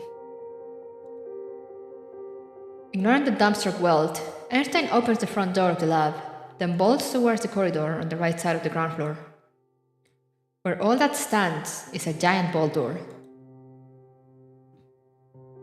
Huh. New chapter. Also, I love that. It's funny how sometimes she speaks normally and sometimes she talks about herself in the third person.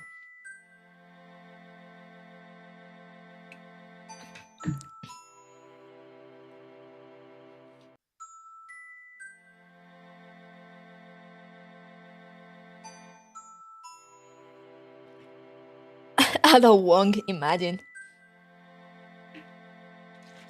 Anyway, it is that time of stream. And where I mentioned that I've been drinking too much since I'm writing. And we're gonna take a short break, so... give me like 2 minutes, I'll be right back.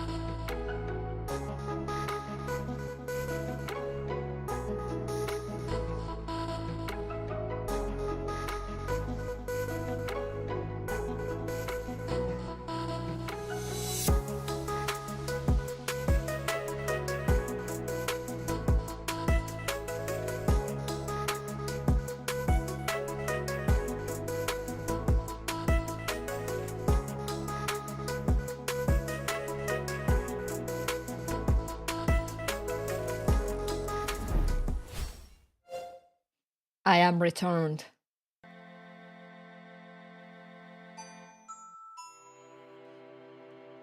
And I have replenished my water so we can continue. As always, it's Sunday and I have chores to do. So I'll probably just read 1 or 2 more chapters, depending on how long they are. And then we'll call it for today. Hey, Tenchi! Hello, welcome! So let's go. This is chapter 3, I think? I kind of wonder if the save function works.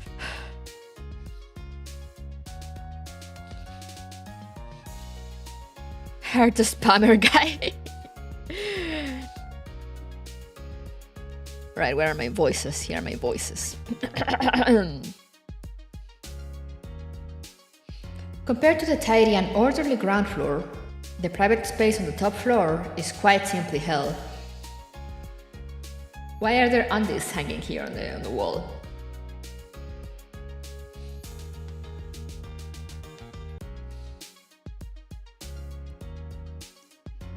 The private space on the top floor is quite simply hell on earth.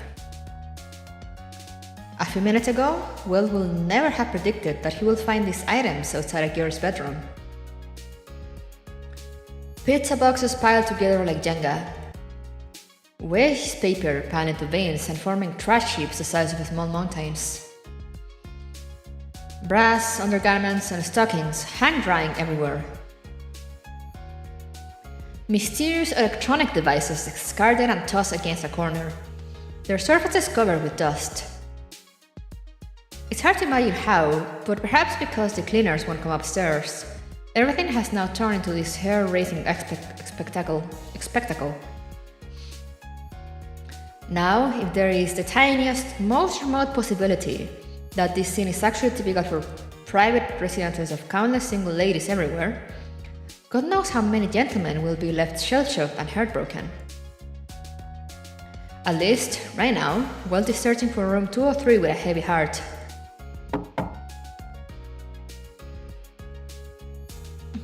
They really went, damn bitch, you live like this.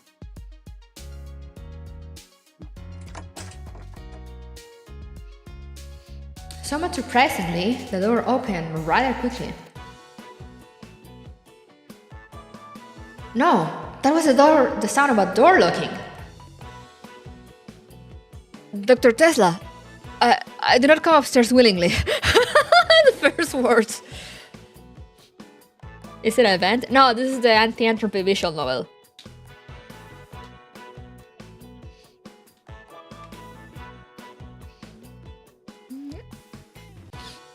Oh, she looks cute with her hair down. Huh? Are you trying to say you're sleepwalking, Assistant Welt?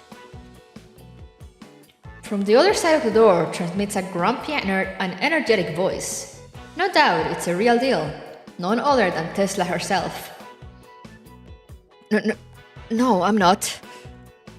I mean, it was Dr. Einstein who asked me to come and wake you up. I wasn't asleep. Oh, she looks so grumpy. I love the art style.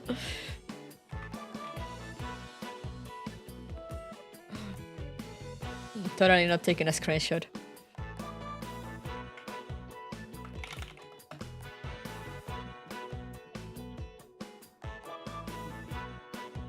She should be at TV 100% of the time, true. She indeed was asleep. Okay then. Anyway, we're going to take the next flight to America. America! Oh, wait! To where? Her expressions are the best. To America. Now? Yes. America, as in the United States of America?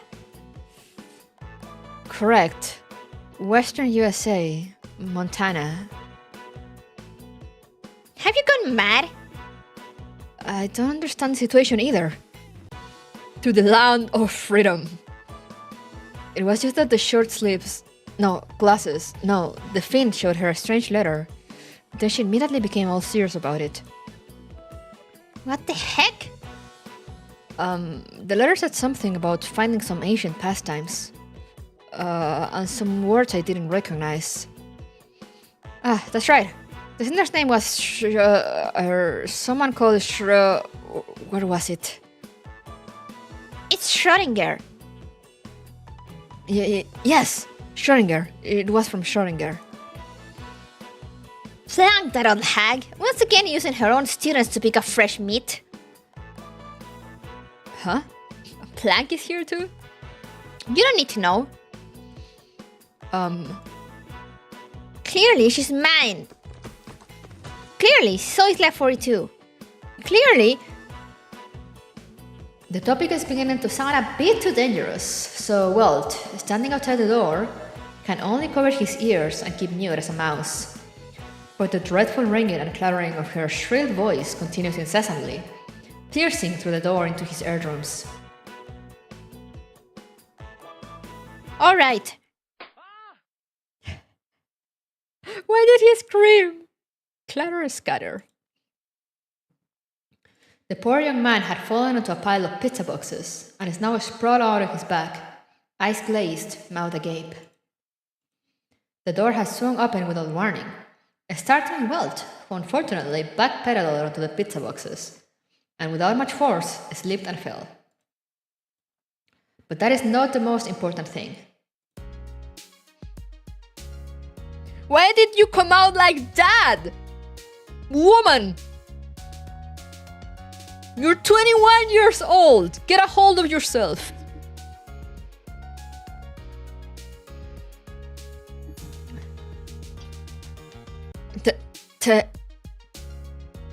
Are you pissed? Did your fall give you brain damage as well? Move aside. Dr. Tesla, it's not yet summer outside. Huh? What are you talking about? Oh, dang Tesla! I mean, that... You what? You stuttering fool. Move! You're wearing only Natgon right now, aren't you?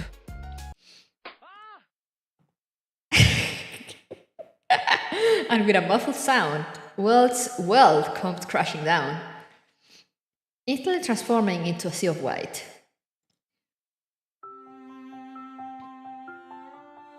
Ouch! Rip him. Ow. Walt is seated in the front row of a temporarily borrowed Volkswagen Beetle alongside the driver, the Finn with the gold-rimmed glasses. Walt lightly touches his head. Sure enough, it now sports a bump. But having said that, my life is still intact.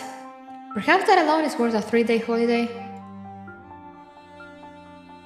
Yo, she's getting all prepped and ready, what the fuck? This is not the same person from before. Who is this?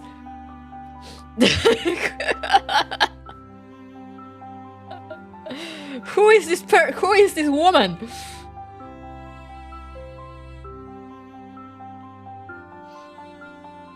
Squinting at the back seat through the rearview mirror, Walt espies the source of his suffering, using her compact mirror to calmly draw on her lipstick. Walt can't understand how such a person is capable of tossing her own living space into a complete shambles.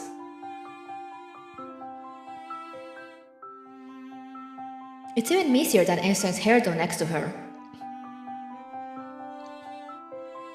And in a hurry, she had almost forgotten to change her clothes before they departed. But perhaps more difficult to understand is this. Where did she find that light billowing shawl and fine one-piece dress? Not a single wrinkle on it. Anyone who has seen those Jenga stacks of pizza boxes will be certain that this girl must have a 4-dimensional wardrobe. No, it should be the other way around. Whoever's seen this lovely cute girl before me will never believe that she in fact lives in a pigsty, right? The young woman in question, who now appears rather neat and fresh on the surface, begins to put away her mirror. Weld hurriedly averts his gaze. Out of the corner of his eyes, he notices the corners of the fiend's mouth curve briefly into a sly smile. Stick to driving the car. Hey. Just as Weld was beginning to feel miserable, Einstein hands him a document wallet from the back seat. Is this for me? Weld takes the paper wallet. Inside, there appears to be several small hardbound booklets. Open it and have a look. You'll need them later. One of the booklets is a passport. The wallet also contains a work permit of the Imperial Institute and some documents to guarantee movement through immigration. Weld Joyce? Dun dun dun. Printed on the passport is one such name, half familiar, half foreign.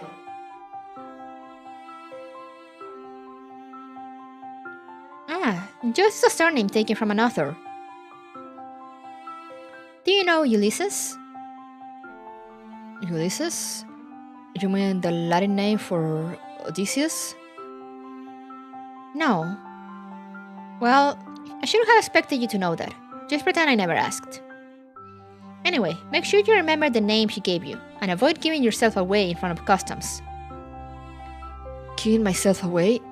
Wait, is this documentation forged? What do you think? After all, the name Weld was just made up by Einstein not that long ago. Well, it depends on how you look at it.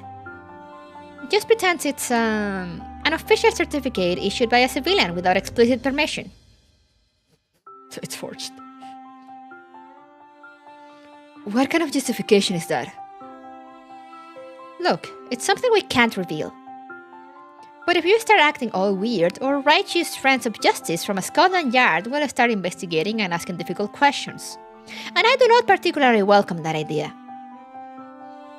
Isn't Scotland Yard a criminal police organization? Not the Home Office? Gosh, how could an amnesiac like you remember something as obscure as that? Who planted such ideas in your head? I just mean the police, okay? Any police. Relax. Just remember your name and you'll be fine.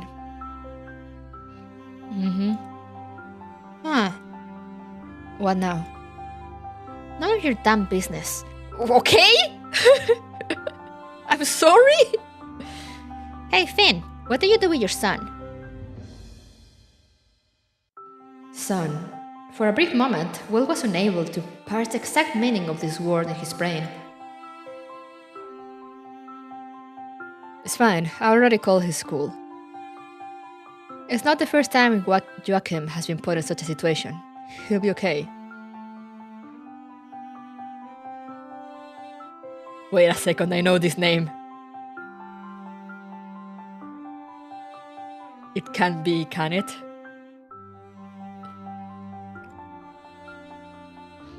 Joachim.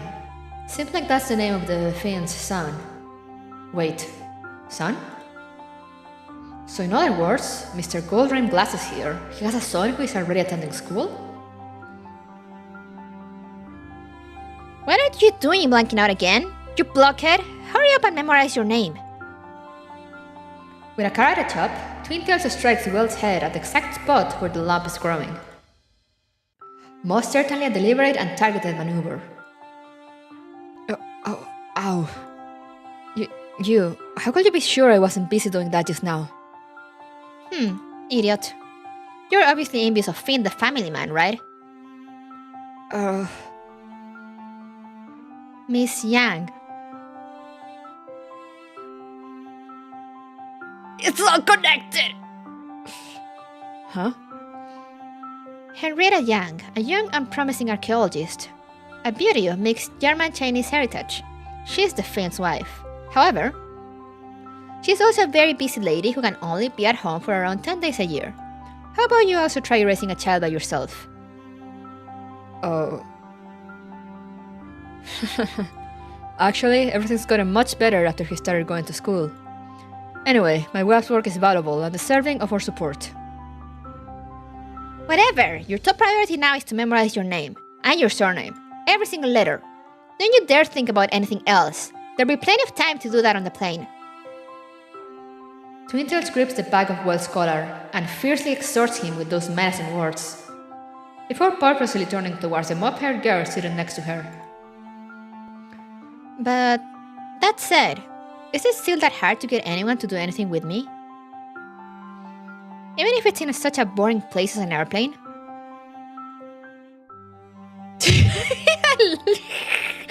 She chose the silence. Will looks so young. Yeah, he does.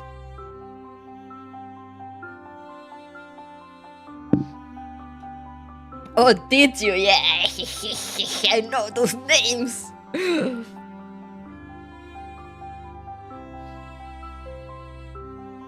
What now?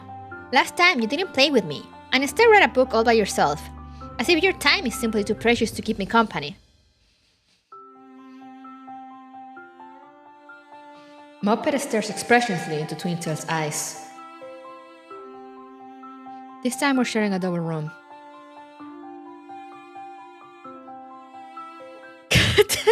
Why is she so excited about this? Wow! Really? Really? No single rooms this time? That's fantastic. I love you, Lizard. Love you to death, okay? Sudden change in attitude.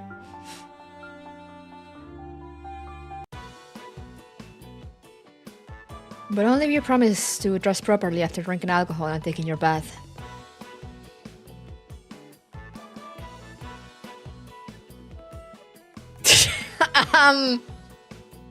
Excuse me? Excuse me? Such a tease. What is happening between those two?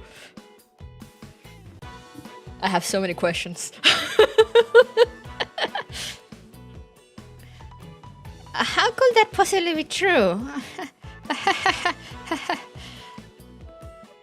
Wait, so what I saw before was really...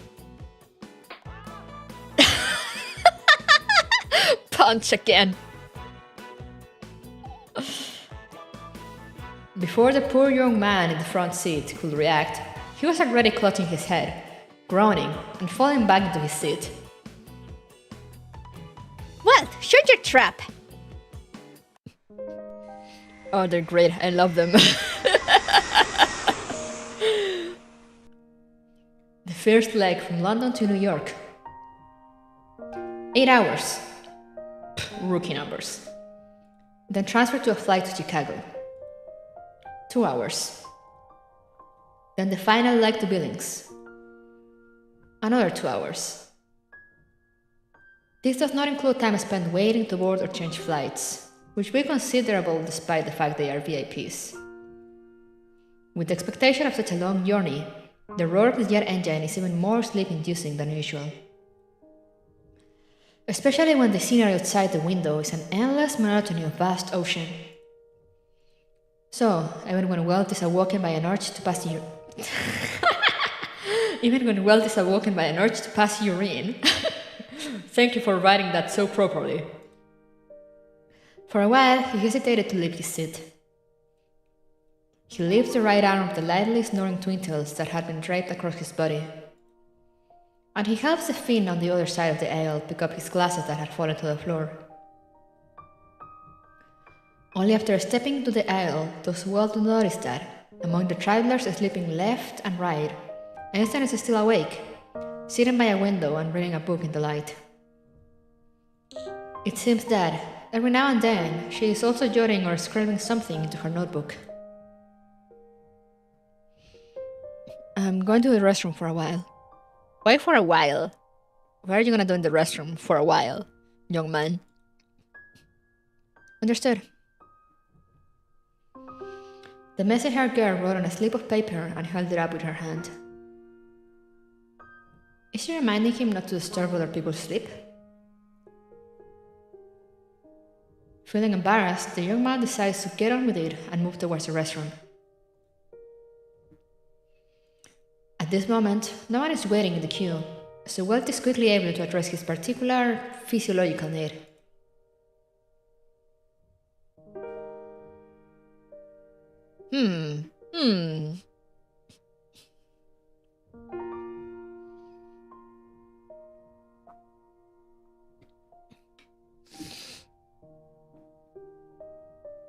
Why isn't Ains taking a break? I want to see more Einstein.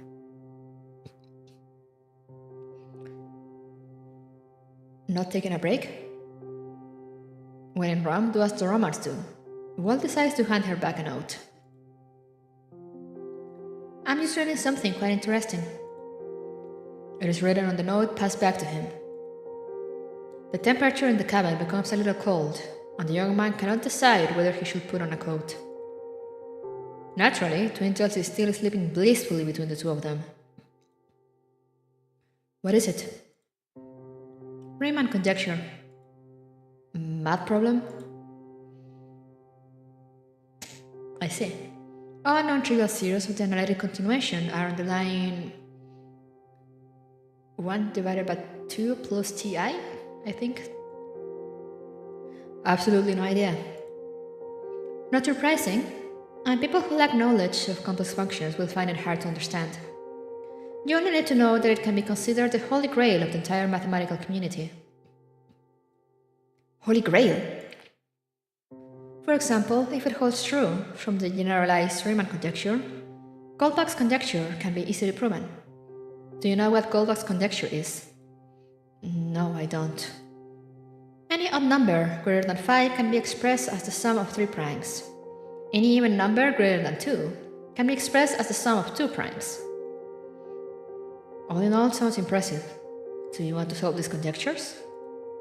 No, I don't. They are completely beyond my abilities. Moreover, my main business is not mathematics. It's just that Riemann had a great influence on me, that's all. Was he your maths teacher? You could say so. He certainly didn't know me, and it was impossible for him to know that my general theory of relativity was based on his Riemannian manifolds. After all, he was a historical figure from more than 100 years ago. He was dead by the time my grandpa was born. It takes a young man a while to digest the general meaning of that statement. He decides to ask a question that may be a little easier for her to explain. If only so that he can continue following the conversation. Especially while a certain Twintels remains asleep. General relativity?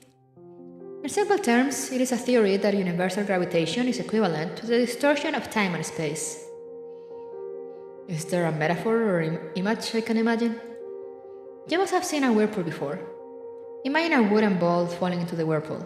Does it look like it's sucked into the hole in the center?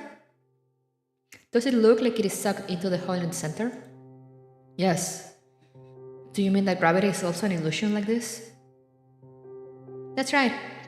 We know that for the wooden ball, the twisting water surface is the direct cause of its spiral motion. The same is true for a planet.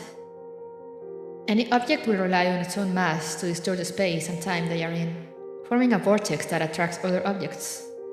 Gravity is just a manifestation of this distortion. Imagine that the surface of the Earth is full of such ripples, and our plane is surfing on it. This feels like some kind of philosophy. Physical theory without mathematical notation is philosophy. That's why Sir Newton's masterpiece is called The Mathematical Principles of Natural Philosophy. I haven't read that book. You won't find it easy to understand. The mathematical notation of that era is itself indecipherable for most modern readers. Indecipherable?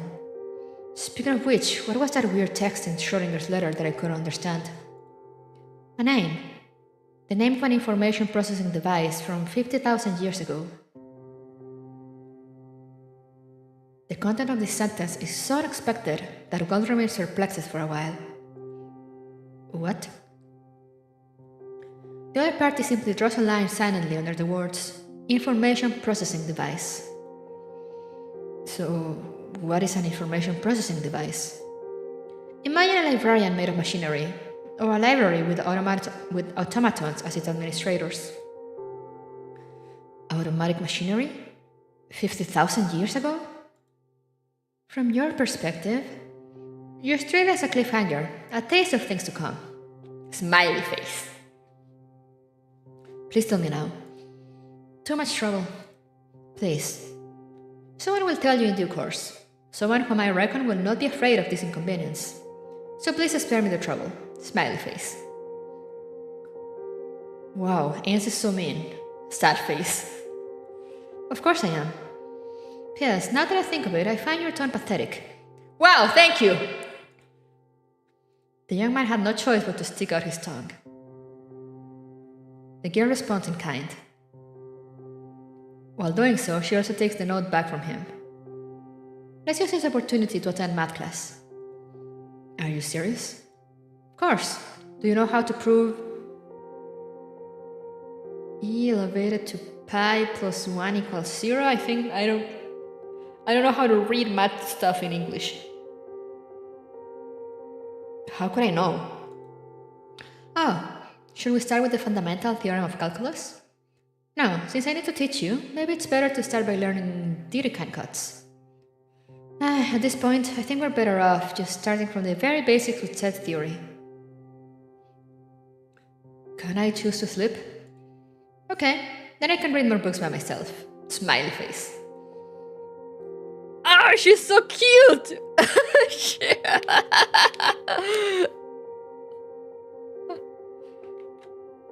She's so strangely cute. I'm feeling things.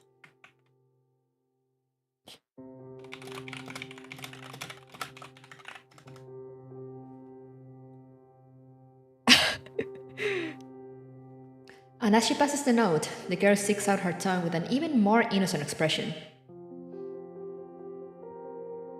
It is as if she is saying, "Want to chat with me? You're 100 years behind." Damn, I'm sorry for not being a genius. Oh yeah, right, the iconic Einstein picture, true. New York International Airport. Due to the flight spanning 5 time zones, Wells can still see the afterglow of a setting sun here, even though it has been 10 hours since lunch. Oh my god, it's Men in Black. Who is this lady back here? Hello?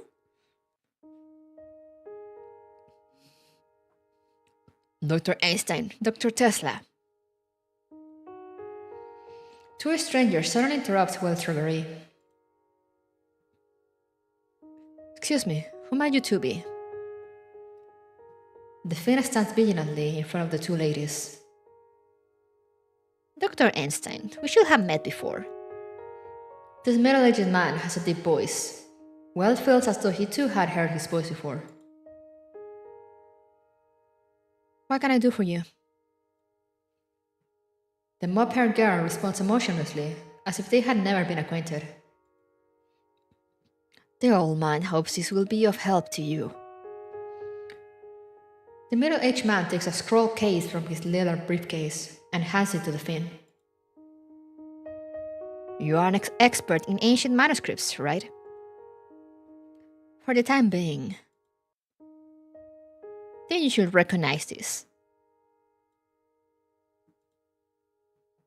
The Finn opens the wooden box dubiously and pulls out a tattered piece of parchment that appears to have only been recently restored. Aramaic? Judgment Day. Sacrifice. Song. This verse. Could this be the Dead Sea Scrolls?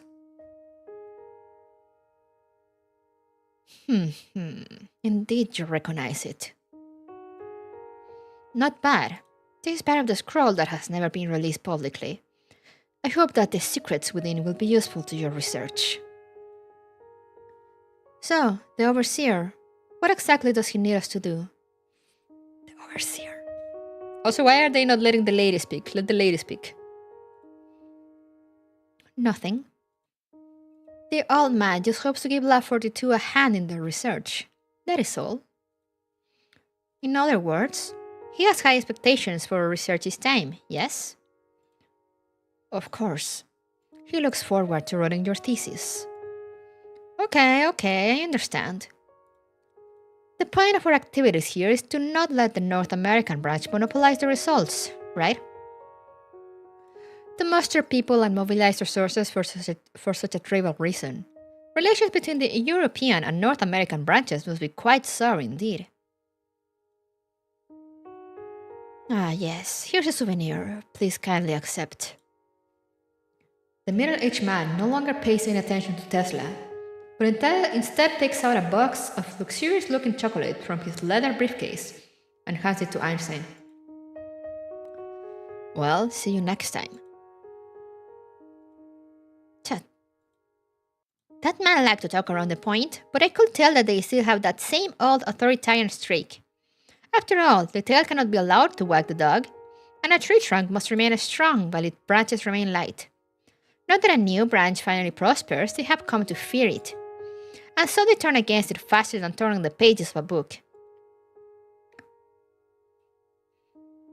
Einstein remains non-committal in her non-response, and silently peels away the wrapping paper from a piece of chocolate. Hey, I'm speaking to you, mophead! Just a box of chocolate is enough to win you over? If I don't eat it, Mr. Cocoa Farmer will be upset. Are you even listening to me? How can he be so lucky to have a wife with a stand? Yeah.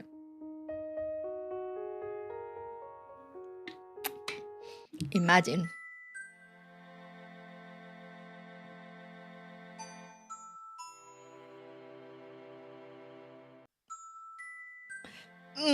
I'm conflicted. Do I gonna read one more?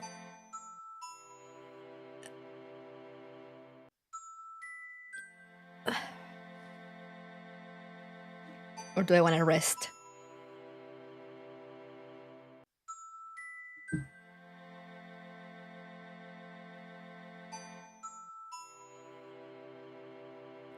But we've been going for 2 hours already. I know it's late for some people, so maybe we'll leave it up to here.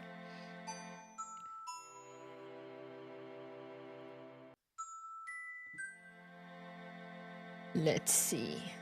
Let me save though.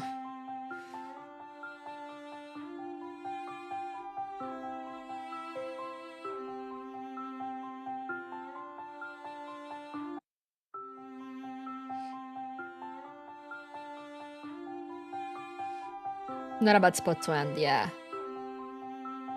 You'll chat for another hour or two? No, I have things to do. I just wanna see, does the save work if I quit?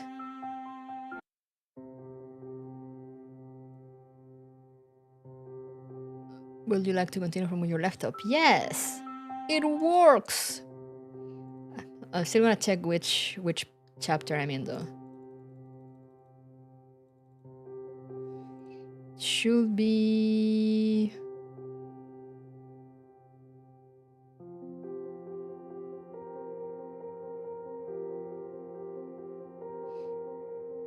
Chapter 4? Should be chapter 4 from what I see. Because we already got this dialogue.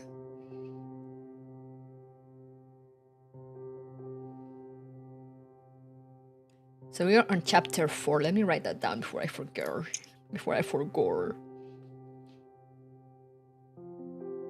So not bad, 3 chapters.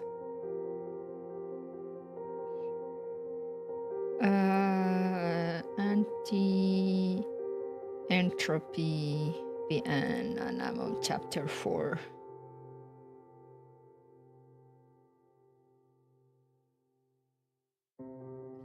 Oh wow, the links are working! Thank you, Stream Elements. How unfortunate that my time zone is really incompatible. Yeah. I'm like, I have time, but I like to do... Unlike Saturday,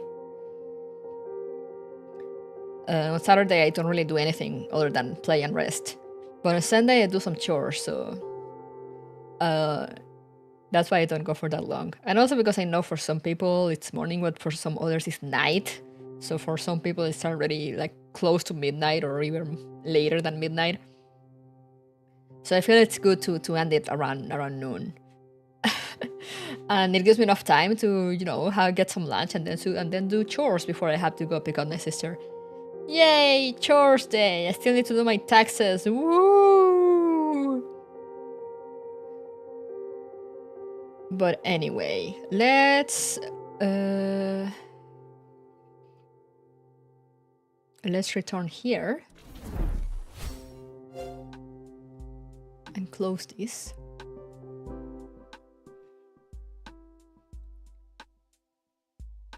And I already wrote tax evasion. No, do not tax evade. I already wrote with chapter I'm in, so next time even if the save doesn't work, we can just jump straight to chapter 4. Which is also why I think it's neat to like leave it in between chapters.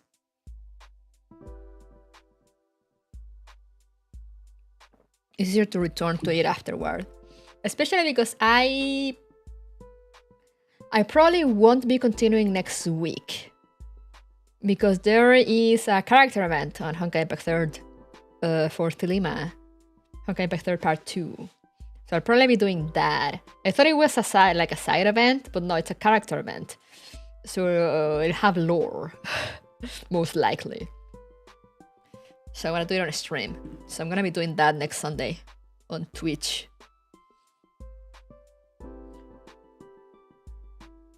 Other than that, the rest of the week looks pretty much the same. I might do the member stream next week on Friday, maybe. I have to think about it. It's just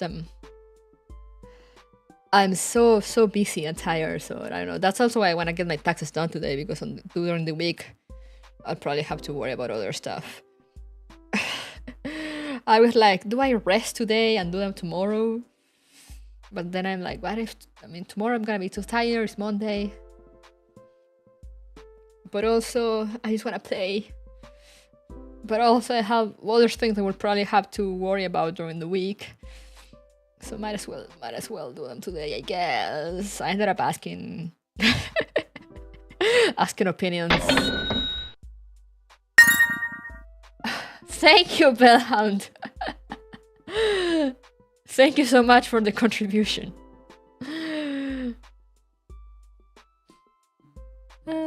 Thank you so much. Now I'm closer to getting the Uruka plushie. Let's go!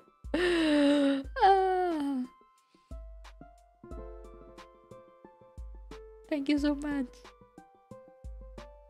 But yeah, what was I saying? What was I saying? The other reason also I stopped, because after a while, especially on Sundays, I realized that my reading ability starts like just going down and down.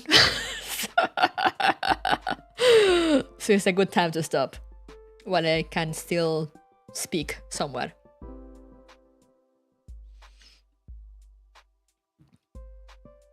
The brain root cereal, hell yeah. But yeah, next week, so Sundays are probably gonna be Honkai. Honkai days, you know, whether it's Honkai Impact, Part 1 or Part 2, Honkai Star Rail. But I'm planning on probably leaving Sundays as Honkai Day.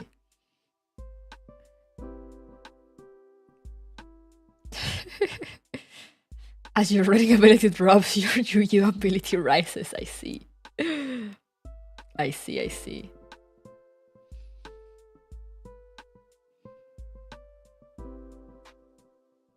Brain dead.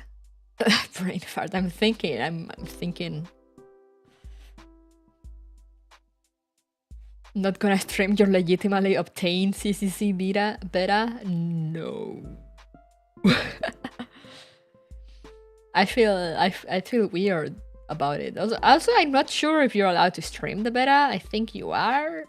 Like, I know people used to do it, but I'm not seeing anyone doing it now. So, like, I'm not sure. And I was told that apparently you're not allowed to share too much from this one.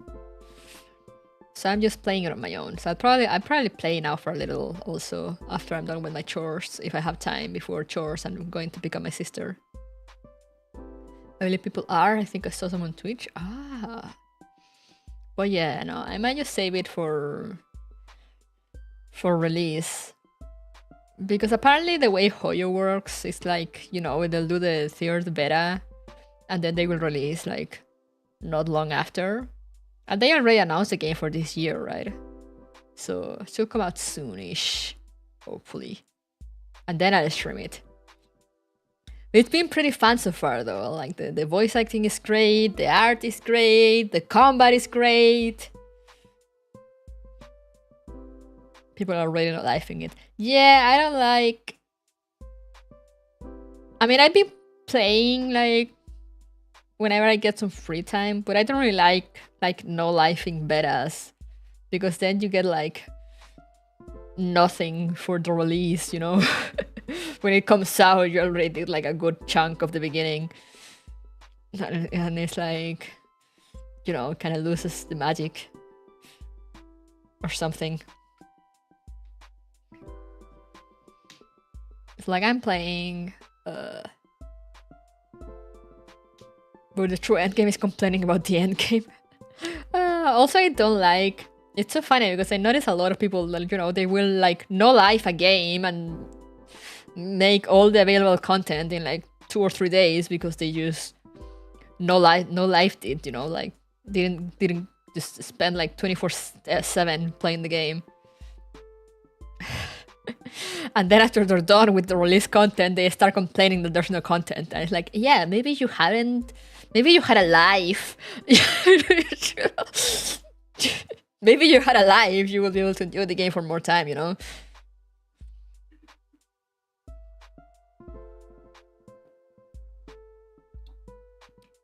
Aries, yo! But yeah, that's my honest opinion on no-lifers that just speed run through the game and then they complain like, oh, there's nothing to do. Well, maybe you hadn't done the entire content available in like 1 day.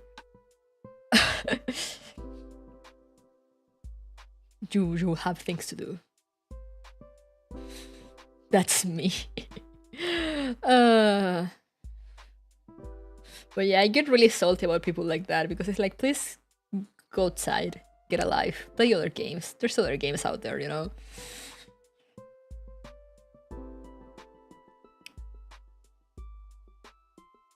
Like, for me, keeping up with like the rhythm of Hoyo games is already a bit of a struggle. So it's like, chill down, people. You know, you're not the only ones playing this game. Come on. Some people have works and lives and things to do and responsibilities.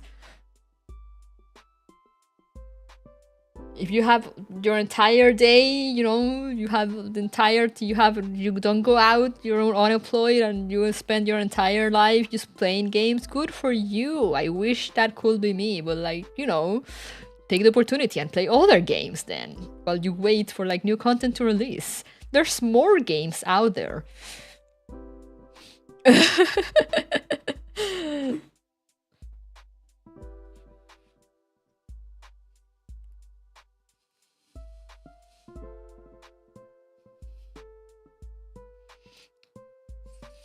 There's other games, I promise you there's other games. There's a bunch of other games.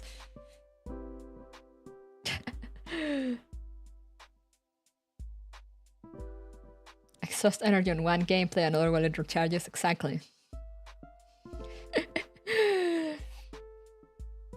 That's why sometimes people, you know, they're like, oh, you know, how do you play so many gachas? And it's because I don't no life them, like some people, you know. I just enjoy them casually, which gives me time to play more gachas. I'm not sure if there were other games I'd be playing them.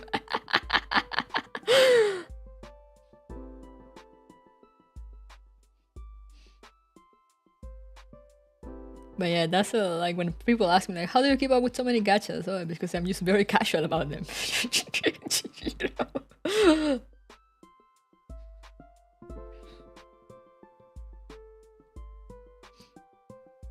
I'm a lore girl, I'm here for the lore. What are you doing?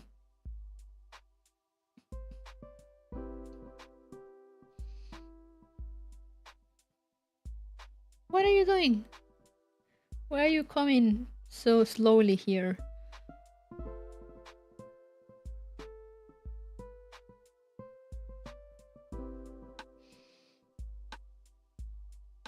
What are you looking for? There's no food over there.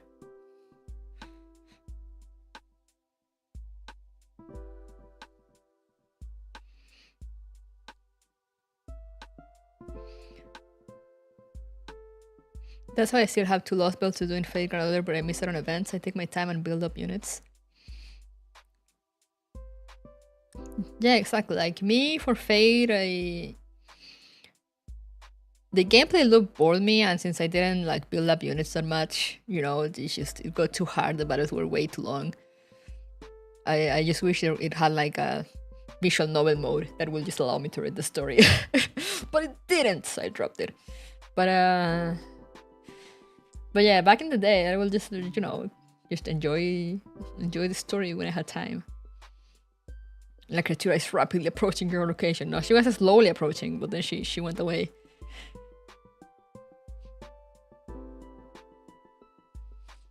I can't wait for a new gacha to come out so I can read guides on how to optimize my first 2 days of energy.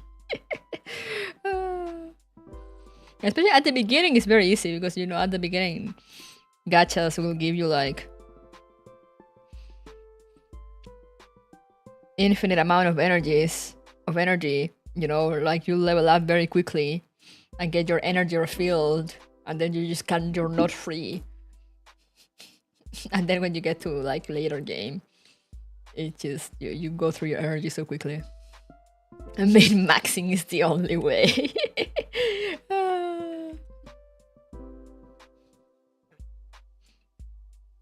I am a story fox. I am here to read. I'm starting to min max a little bit on a star rail, but like not really. I'm just someone that it reaches a point in games where I'm like, okay, yeah, I want to have my units like, you know, properly built. But I'm still like, you know, I'm not like that people that will, you know, roll for characters because they're meta or whatever.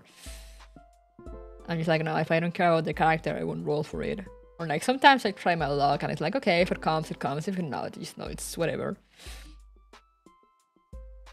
Like, no losses for me.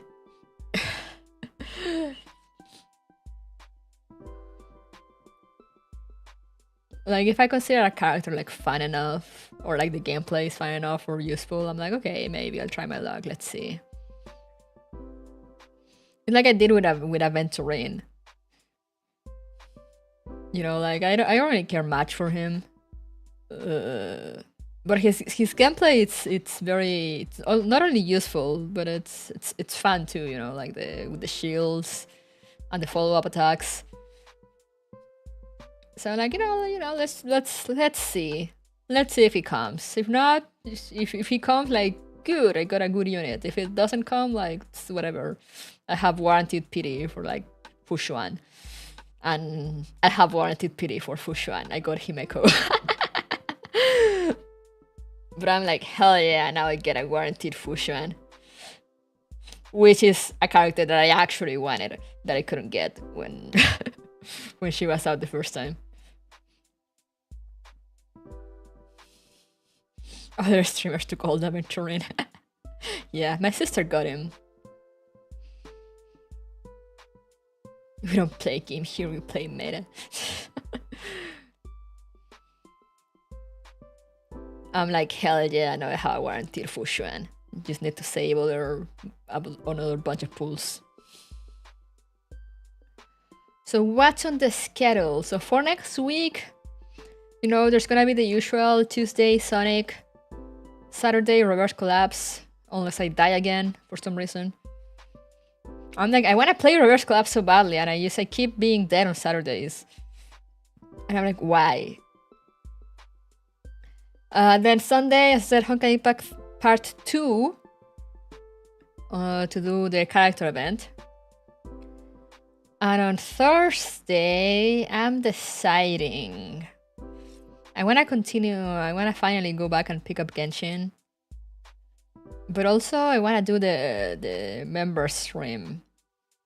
So I'm deciding whether I do it Thursday or if I do it Friday.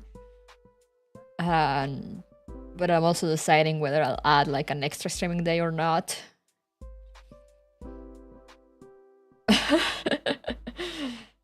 So I'm still deciding on that. But Sonic, Reverse Collapse, and Honkai are for sure. Oh, instead on Monday, Saturday too. Yeah, that's the mood. Were your thought on the scientist parallel? Wait, what do you mean? Unlike Einstein and Tesla, they're fun. I knew they existed. I knew they were characters, you know, like in Honkai. I didn't know they were so fun. They're pretty funny. But yeah, I know a bit about like the whole World Joyce story, but it's interesting to actually see how like I'm guessing you will see like how things like started and where things go.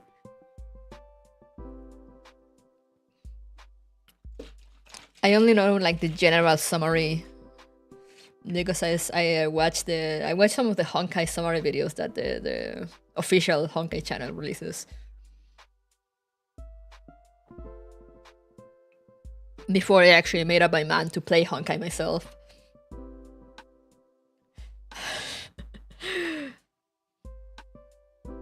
But it's interesting. I didn't think he would be such a he's kind of a loser. But I mean, I guess we all start that way, I guess. I wonder if there's hope and despair waiting ahead. Yes, pretty sure there is. I always sleep on Friday, wake up on Sunday. Valid. But yeah, there will be love and hope. Do not worry about it. But as I said, next week it will be part 2. And the week after we'll probably get back to the visual novel. And I'll probably alternate for a bit because I know there's chapter 2 is coming out. Chapter 2 of part 2. This is so confusing. There's so many Honkais. But yeah, now chapter 2 is coming out soonish. So once it releases, if we're still not done with the visual novel, I'll probably like alternate in between the two. Like 1 week one and the other next week the other, and so on and so forth, until I'm done with chapter 2. And then we just go back to visual novel and Honkai Impact Part 1. Too much honking. Yeah, there's way too much honking. But we're gonna get through it. Like I also I reordered the streaming order, the reading order I had. And I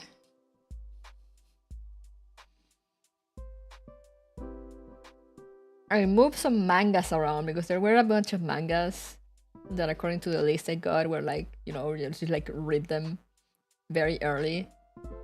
But I went through the game itself and some of them were like much later according to the game. So I'm like, you know what, I'm just gonna follow what the game says and move this around so I can actually advance in the game sooner.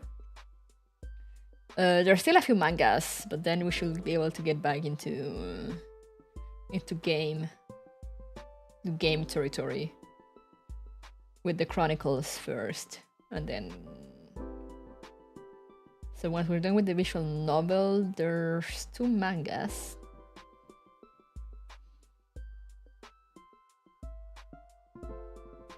Two mangas that come after chapter 2, since I already did chapter 2 in the game. Then the Chronicles, chapter 3, 4, and 5, and 6 I already did. So we do the Chronicles, then we do another manga, and then we go chapter 7, 8. And from there on, there's not as many mangas. There's like a few in between, but there are not as many as there was at the beginning. Except between chapter 19 and 20 for some reason. But we should have at least a bunch of game chapters to do before getting to like manga time. And the mangas are not that long at the very least, you know, the visual novels are longer. There's another visual novel, but I think that's there's 3 visual novels, but there's one that I'll probably skip because I don't think anyone translated it. From what I found, it's only available in Chinese, and I don't know Chinese. And there's another about Durandal apparently at some point. I don't know, I have a list here that I'm just like kind of scratching off as I go.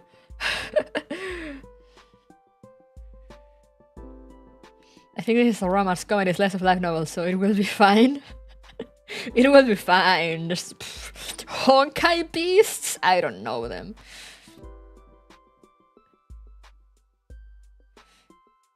How team is pizza if you tried it? It's good. Like it doesn't really surpass a pizza place, but you know, for a quick pizza snack, it's fine. It's very good actually. They use like thin crust. You know, so it's one of those like, it's like a thin pizza. It's like almost like a flatbread with some pizza toppings. And it's like rectangular. So if you buy one, you get like 6 smaller slices, which is more than enough for one person. Sounds nice. Yeah, it's nice, you know, because since it's not as much dough, you know, you kind of get more of the cheese and bacon and whatever. So it's nice, you know. If you want a pizza, if you're like, I want a pizza, it's like, no, go get from a pizza place. But, you know, if you just want like a light pizza snack, you're like, oh, you know, I could go for like some pizza, but like don't really bother or getting like a whole ass pizza from some pizza place or something. Timmy's it's fine in my opinion. It's pretty good. I actually gotten it like 2 times this week. Sometimes you need pizza, but not great pizza. Yeah, exactly. And you know, for the price, you know, it's like perfect. It's Timmy's, you know.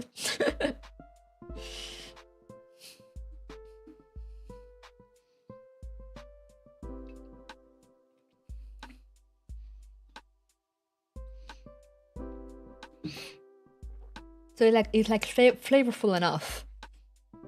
You know, you're at Timmy's and want something different. The pizza's good.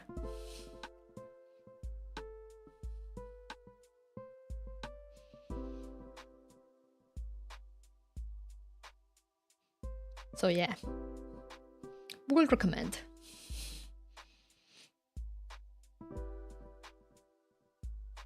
Unless you want like an entire pie, then like, no, go to a pizza place because these are tiny.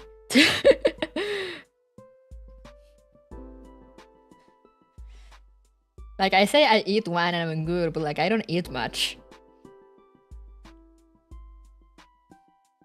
Like for comparison, when I get like a large pizza at Domino's, I usually eat 2 slices. And then we save the rest.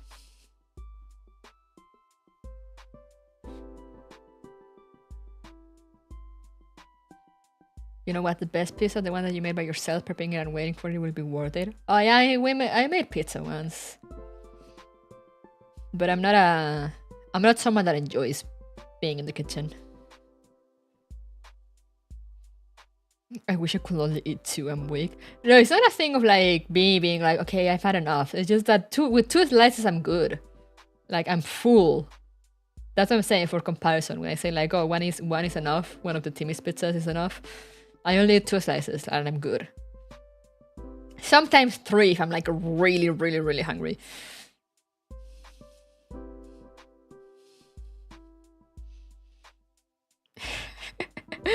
I'm not.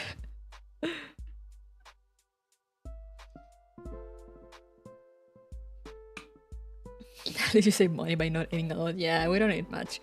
Yeah, my sister, we should just eat like... Your son lives in the kitchen, let's go. I don't like cooking.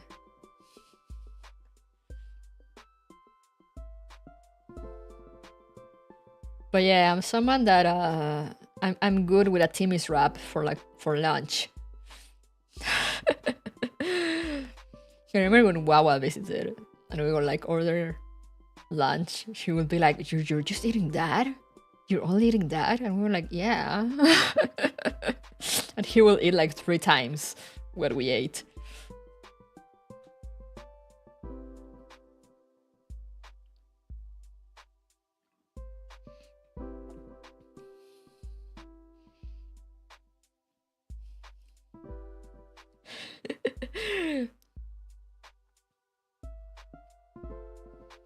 It's just how it is. It's just how it be. We don't eat that much.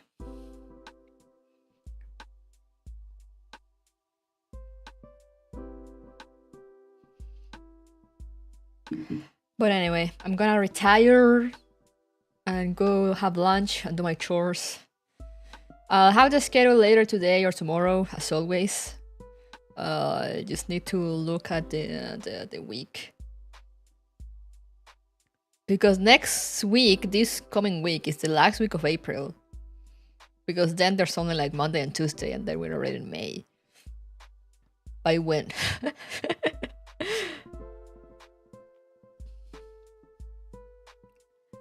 So I have to think about the membership stream. When to do it and how many days I'll stream. So I'll have to think about it. April went quick, it did. I'm like, what do you mean April is ending already? Like, holy shit.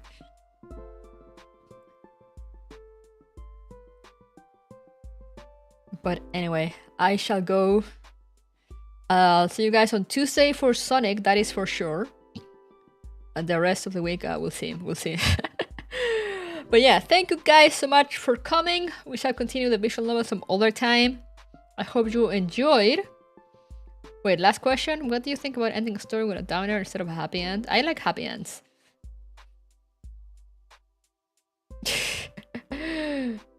I personally am a happy end person. You know, like put all the angst and despair and stuff that you want in the story itself, you know, as it progresses. But I'm very much for happy endings, or at least like bittersweet endings, but like not like absolute downers.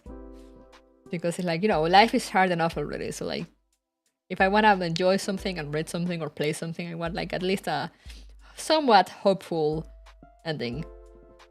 Or like something that leaves me like satisfied, like, oh, you know, all this that I went through as this character was worth it in the end for something.